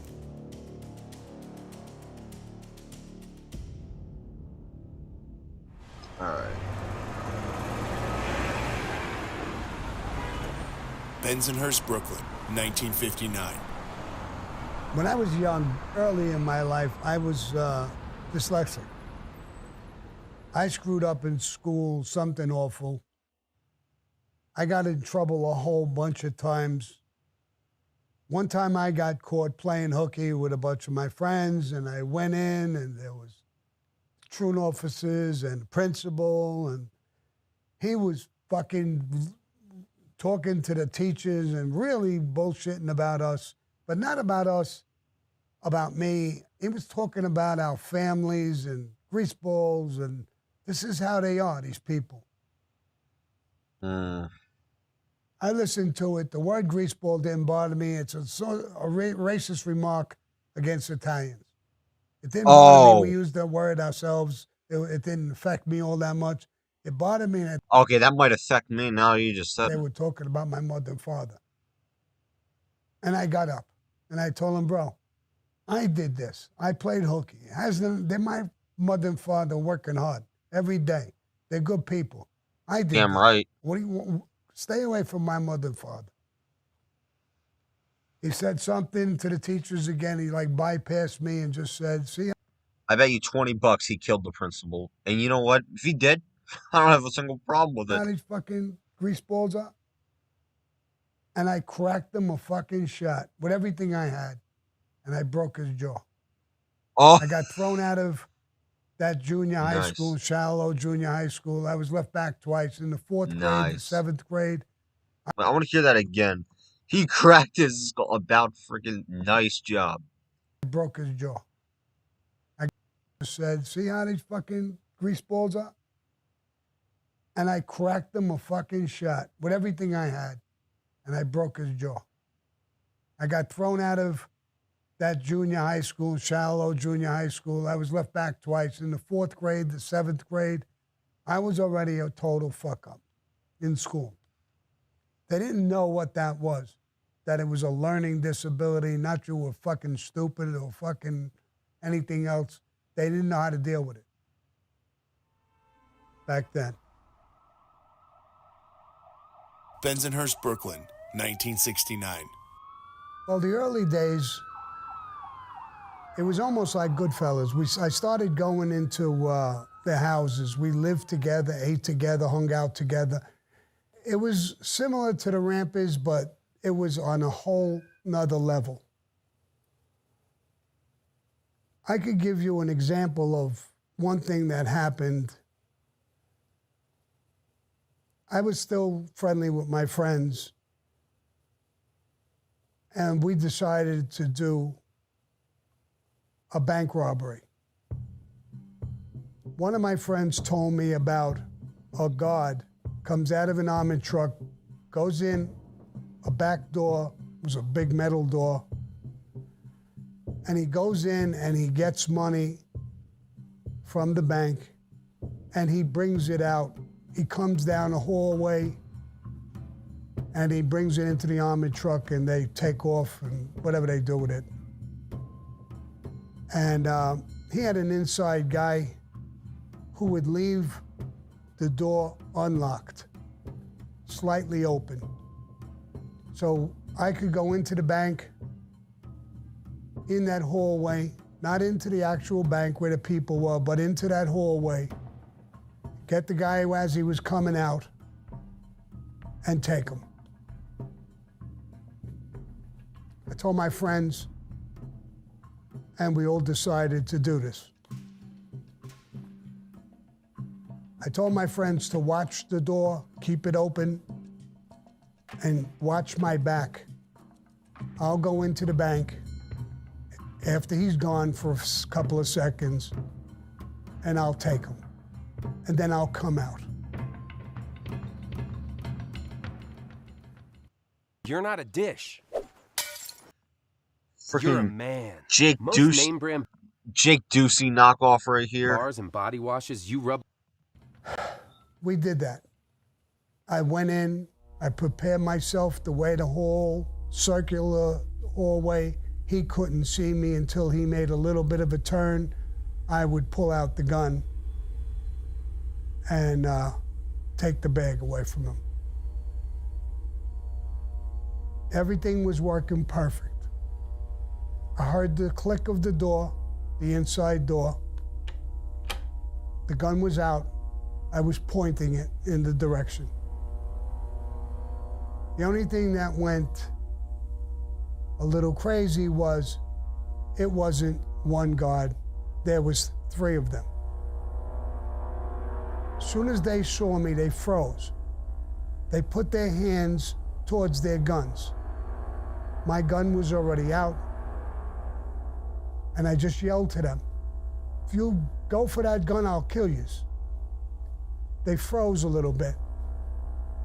"Push the bags over here." I really didn't even give a shit about the bags anymore. I was in trouble. I knew I couldn't turn my back to run out. They would pull those guns out, and I would be finished. They kicked over the bags. I grabbed one of the bags, maybe 2. One of them I half dropped. I was very nervous, probably a little scared. I knew I was in way over my head. I backed up and backed up.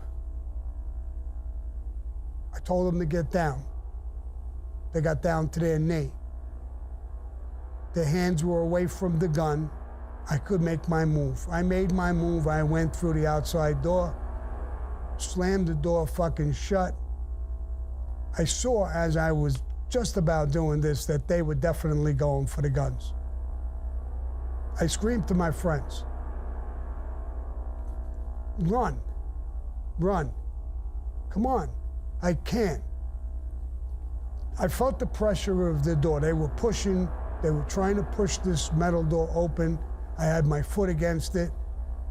I couldn't make this move. I knew as soon as I let go of this door would come flying open and I would be shot. I didn't know what the fuck to do. It was 86th Street, a lot of people walking. I saw a little pack of people coming down, and I thought to myself, if I let go of this door and fuck the money and just run right through that pack, maybe when they come out, there'll be too many people and they'd be afraid to shoot.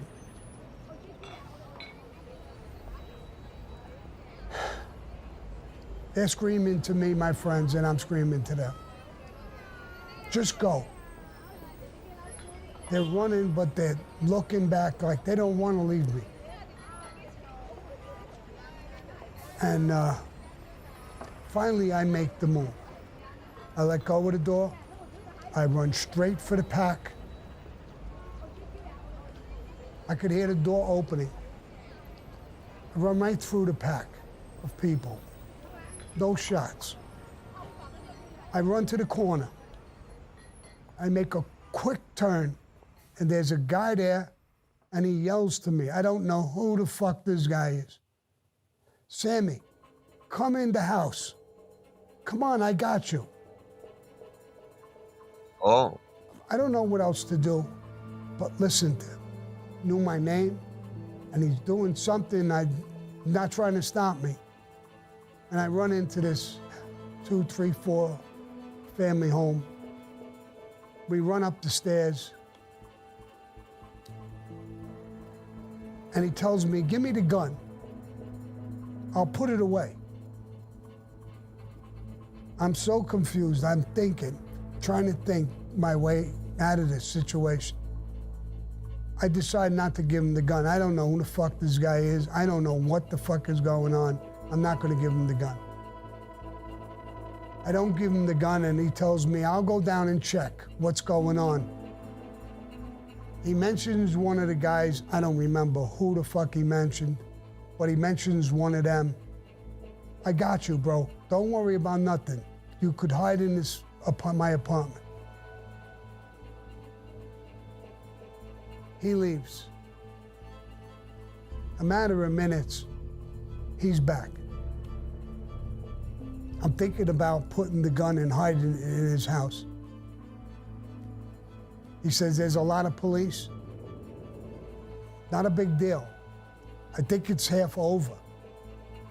There's cops all over the place, people talking, but they don't know. They're not coming over here. They're not coming here.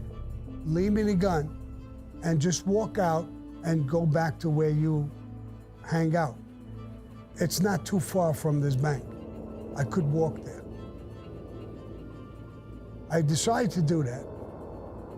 But again, I decide not to leave the gun. Okay, so it kept I don't it want with to give him. up the gun. I leave the house, and I go to the corner where we hang out. My friends are there. What the fuck happened? And I'm telling them what happened. I said, bro, I couldn't let go of the door. I couldn't really grab every fucking thing. There's 3 guys I walked into. There was supposed to be 1. It would have been easy. I could have walked right over to him and took the gun. I can't take guns away, get that close to 3 guys, and try to take their guns.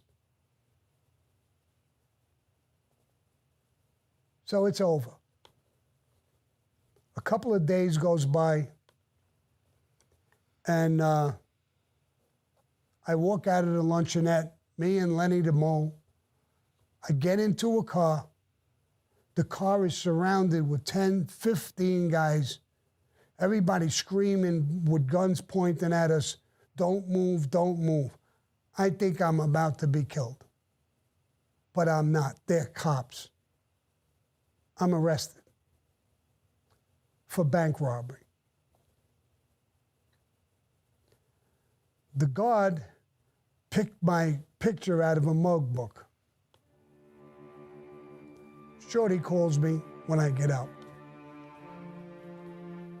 And he tells me Carmine Persico wants to see me. I get in the car and I go down to see Carmine Persico. For God's sakes, YouTube, stop. YouTube, actually stop. This isn't funny anymore. And he tells me, you got an angel watching over you. I said, okay, why? He said, the God is McIntosh. McIntosh was one of his top shooters. Okay. McIntosh is a cousin to the God who picked you out of the mug book. We could take care of this. Wow, this is heavenly. He says he wants $10,000. And I'm going to give him the $10,000 for you. And you owe me the $10,000. I says, that's great, Carmine. I don't even know how to thank you. Yeah, this is great. He says, okay, until you pay it back, you'll pay 3 points. That's like $300 a week. And I said, Carmine, I robbed the bank because I'm broke. I mean, I don't know if I could pay you $300 a week. He goes into a tirade. He's fuming. Who the fuck are you? You were just facing 7.5 to 15 years for a bank robbery. I got the connection with McIntosh. I'm putting up the $10,000, and you can't pay me $300? Who the fuck who are you? The money don't come down from me to you. It comes up from you to me. I says, Carmine, please, take it easy. I made a mistake.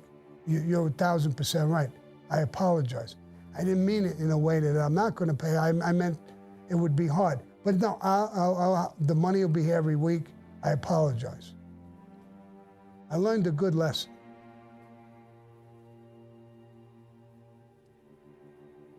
I learned that the mafia has tremendous connections. If it wasn't for them, I would have did 7.5 to 15 years in prison.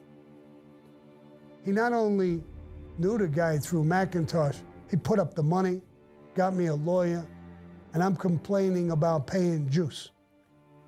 I will never make that fucking mistake again for as long as I live in Cosa Nostra, or in any life. He deserved total respect. Not a stupid kid saying something about, I can't pay the money, I'm broke. What kind of bullshit is that? I learned a lesson about Cosa Nostra for a multitude of reasons. The power that they had, the connections that they had. And I was part of this. This is not a gang. This is not a club. This is a secret society and a brotherhood that don't play. You fuck up, they'll take your life. You do the right thing, you'll get respect, love, loyalty. You're shooting it? Okay. That I never expected, because the thing is, like, I'm a bit tired right now. This might be the last episode I watch, then I'm going to bed. I'm really gonna stop. But the thing is, what I see is like, and by the way, I'm sorry I've been very quiet. I've just been super focused. The thing is, like, I see is like, okay, this, like, you can act like a boss, like, honestly, but you gotta have respect, you know what I mean? You gotta have some respect. These mob bosses don't give a fuck about you. They will literally use you as pawns. Like what happened in episode 1. But, alright, there's 3 episodes in this season, so I might as well just end, like, after, like, 16 minutes. We have, like, 14 minutes left. Just end this shit, and, yeah, but also, yeah, this is, wow, man, I did not expect this today. I mean, right now, like, you can't, like, I'd say you gotta be a respectful. It's like, oh, I can't pay the money. Like, you gotta be respectful. I mean, the man's broken. He needed money, but whatever. Oh.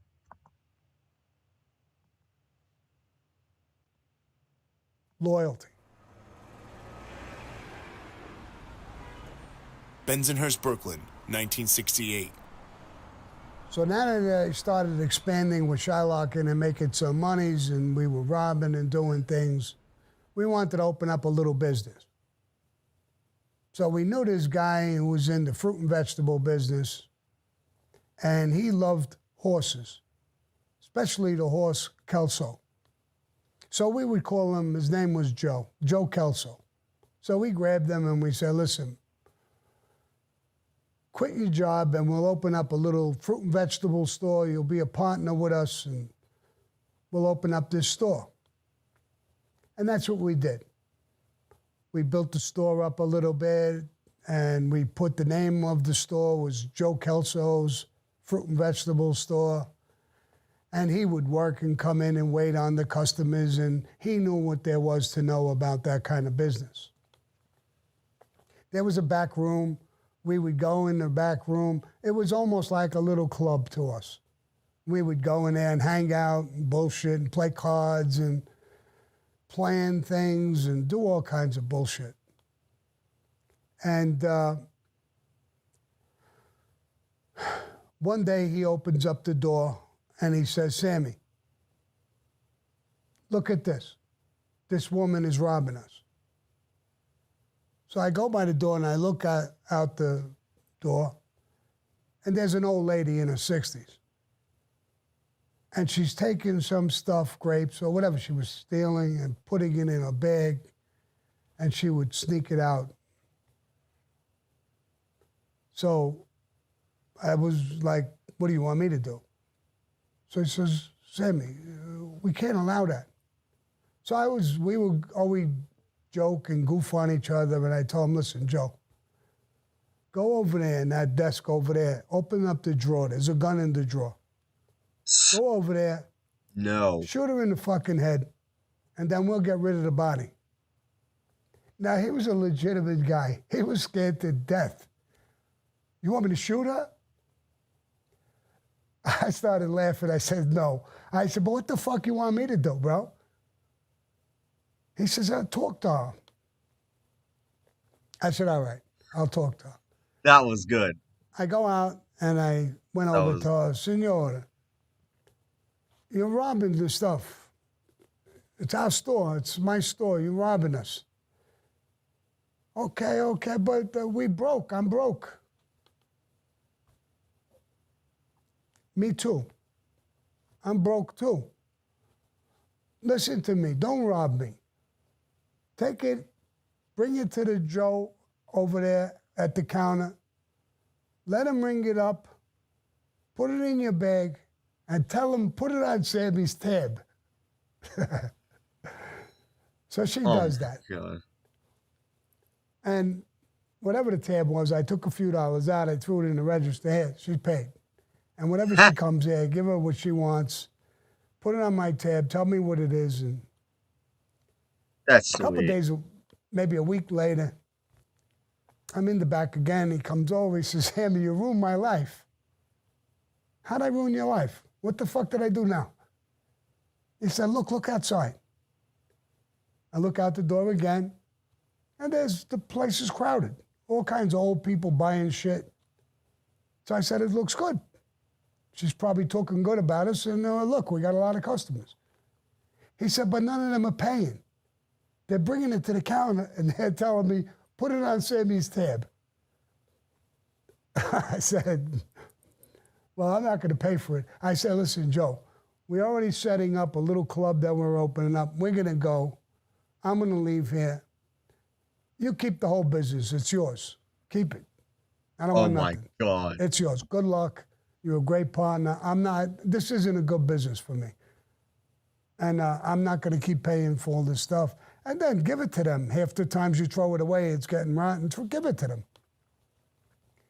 No, all right, kid. Thank you, Sammy, but I'll work it out. Good. Listen, don't ever let somebody come and tell me that you're giving these old people a hard time. They're all broke, bro. Don't do that. And I left. Hey, Philly, there's 60,000 fucking ads, dude. I swear. Bensonhurst, Brooklyn, 1957.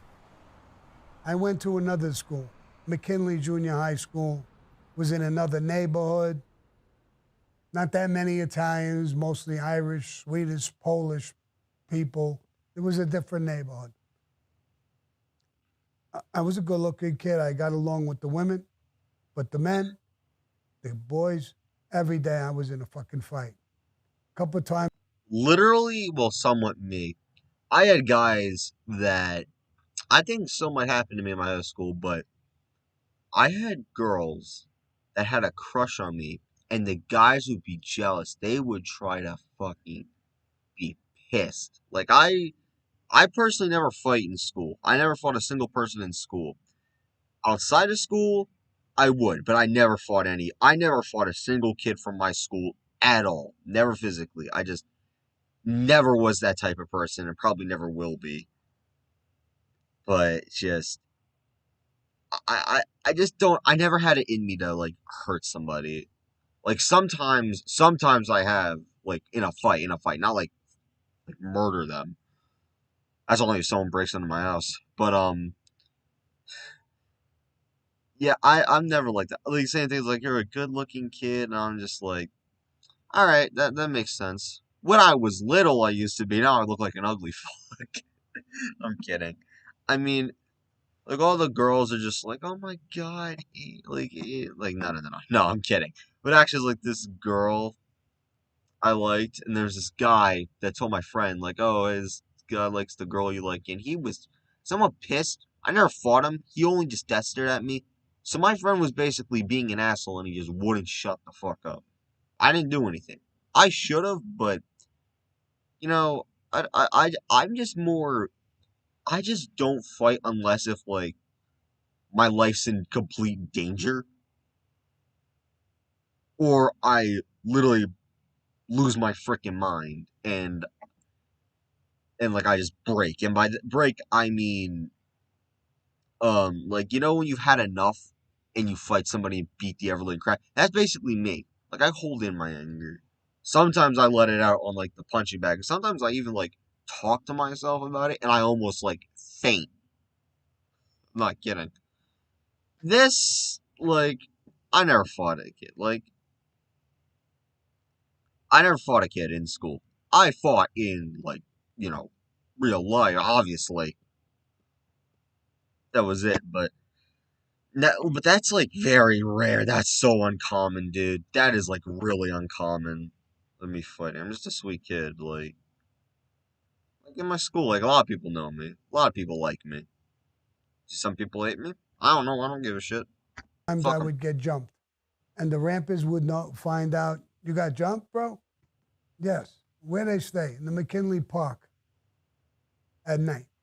We would steal a car, go fucking flying down to McKinley Park, jump out, and break their fucking asses.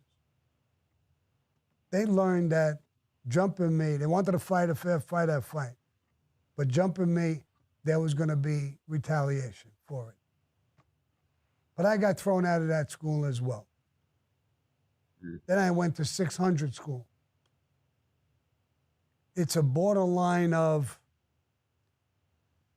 a children's jail or something. It's not a children's jail, it's borderline. Next step is that. It's every fuck up in the city goes to this school. To cover my not being able to spell or read, numbers didn't look alike, nothing looked right to me, and it was very difficult. I would joke a little bit, like a class clown, to cover the hurt of not being able to do certain things, I guess. I understand that. And one day in the schools, the teacher said something. I made a joke out of it. They were all laughing. There was a kid in front of me, stood up, long black coat, almost down to past his knees.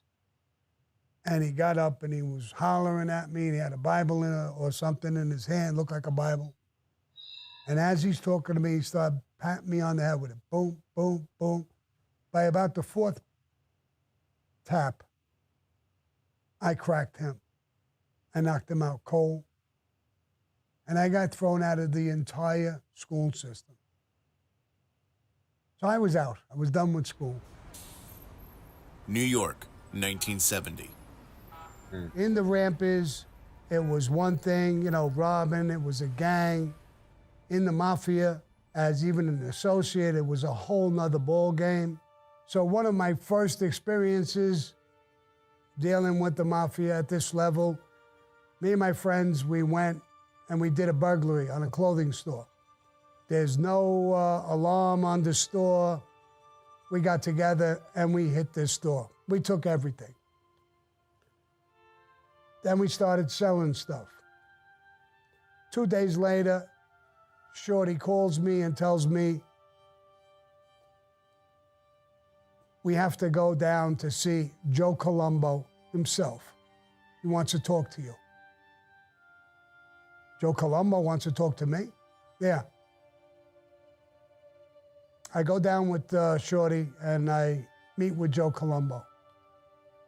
Joe Colombo tells me, from what I understand, you robbed the clothing store.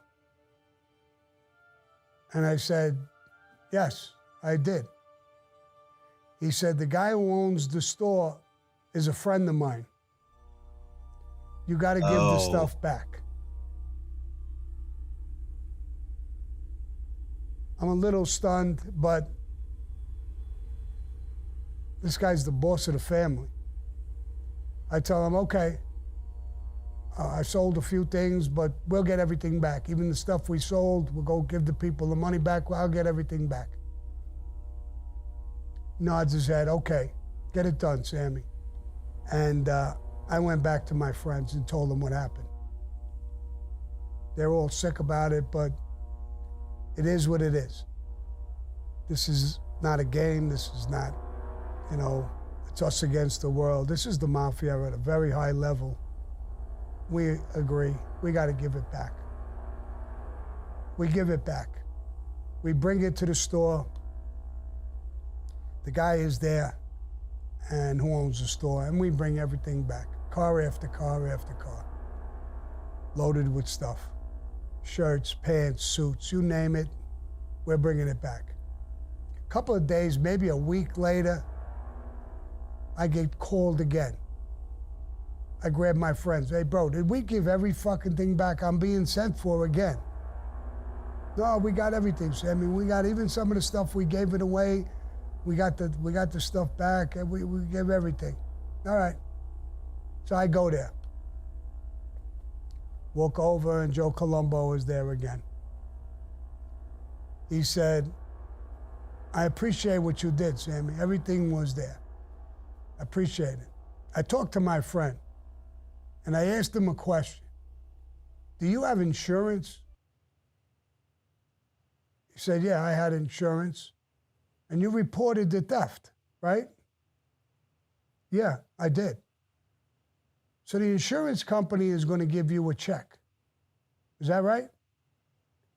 Yeah. And now I'm telling them I have to go buy the stuff, which I don't. I got it all back. So Joe Colombo tells his friend, these kids who robbed this store, they're broke. Good kids, street kids. So you're going to get an insurance check, and you're getting all the clothes back. You're going to make a little score out of this. Well, yeah, I'll be way ahead of the game. Well, what I want is half of that check, what you get. And these kids are going to get that money. They put up their balls and they stole. When I asked them to bring it back, they brought it back. You told me they brought everything back. Yes, they did. Good. Cash that check and give me that money. And the guy's going to give me the money, he told me. What I'm going to do is I'm going to give you and your friends the money. I like the way you conduct yourself, Sammy. I appreciate it, Joe. And I'll put together a package for you for, no. Don't give me anything. Keep it amongst your friends. Keep doing what you're doing, Sammy. Be honorable. You didn't try to lie, and you did everything you were told to do. That's your gift to me, not the money. Everything I hear about you from Carmine Persico, from Shorty, I like. And I got my ear to the street, just like I knew you robbed the store. So go and enjoy yourself. This guy really, really won my heart at that time.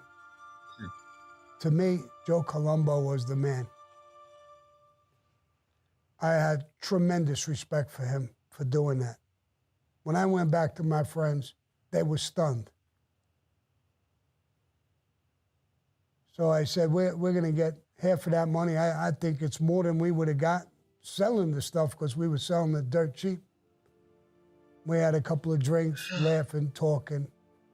And that was one of my first experiences with the mafia as being an associate. And to have someone like him, to have that kind of respect or show that kind of respect was amazing. It taught me a lot. One day early on, they're starting to use me a little bit more. I had this reputation from the Rampers and everything, so they wanted to use me. I'm doing things, I'm in the street. Shorty tells me that Carmine wants to see me, Carmine Persico. I go down there, and he tells me about some guy who is fucking around with somebody's wife.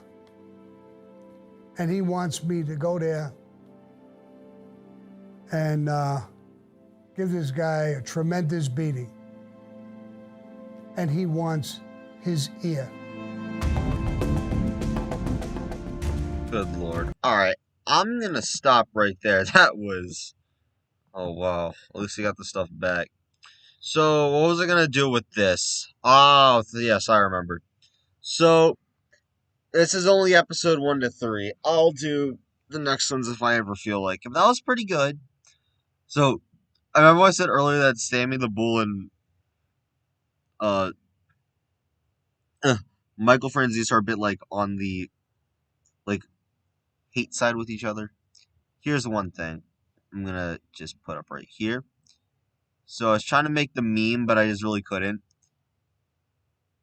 Here's what I was thinking. I just imagine just like both of their wives just saying this. A couple of rich Wait, no, not this. And their dates. Since they're having that like little conversation, Sammy and Michael are like literally like face to face. I just imagine the wives going and then just saying, "So, how long have you two ladies known each other?" What? What did he say? I just imagine, what's his name? Sammy just going, what? What did he say? Alright, good to end it on a meme. Just, that's all I want to say. Holy shit, this has been 2 hours. Alright, we'll do 4 through 6 next time. I'm not gonna binge this right now. I probably might binge it off screen, but I'm not gonna. This has been Aiden. See you all motherfuckers later.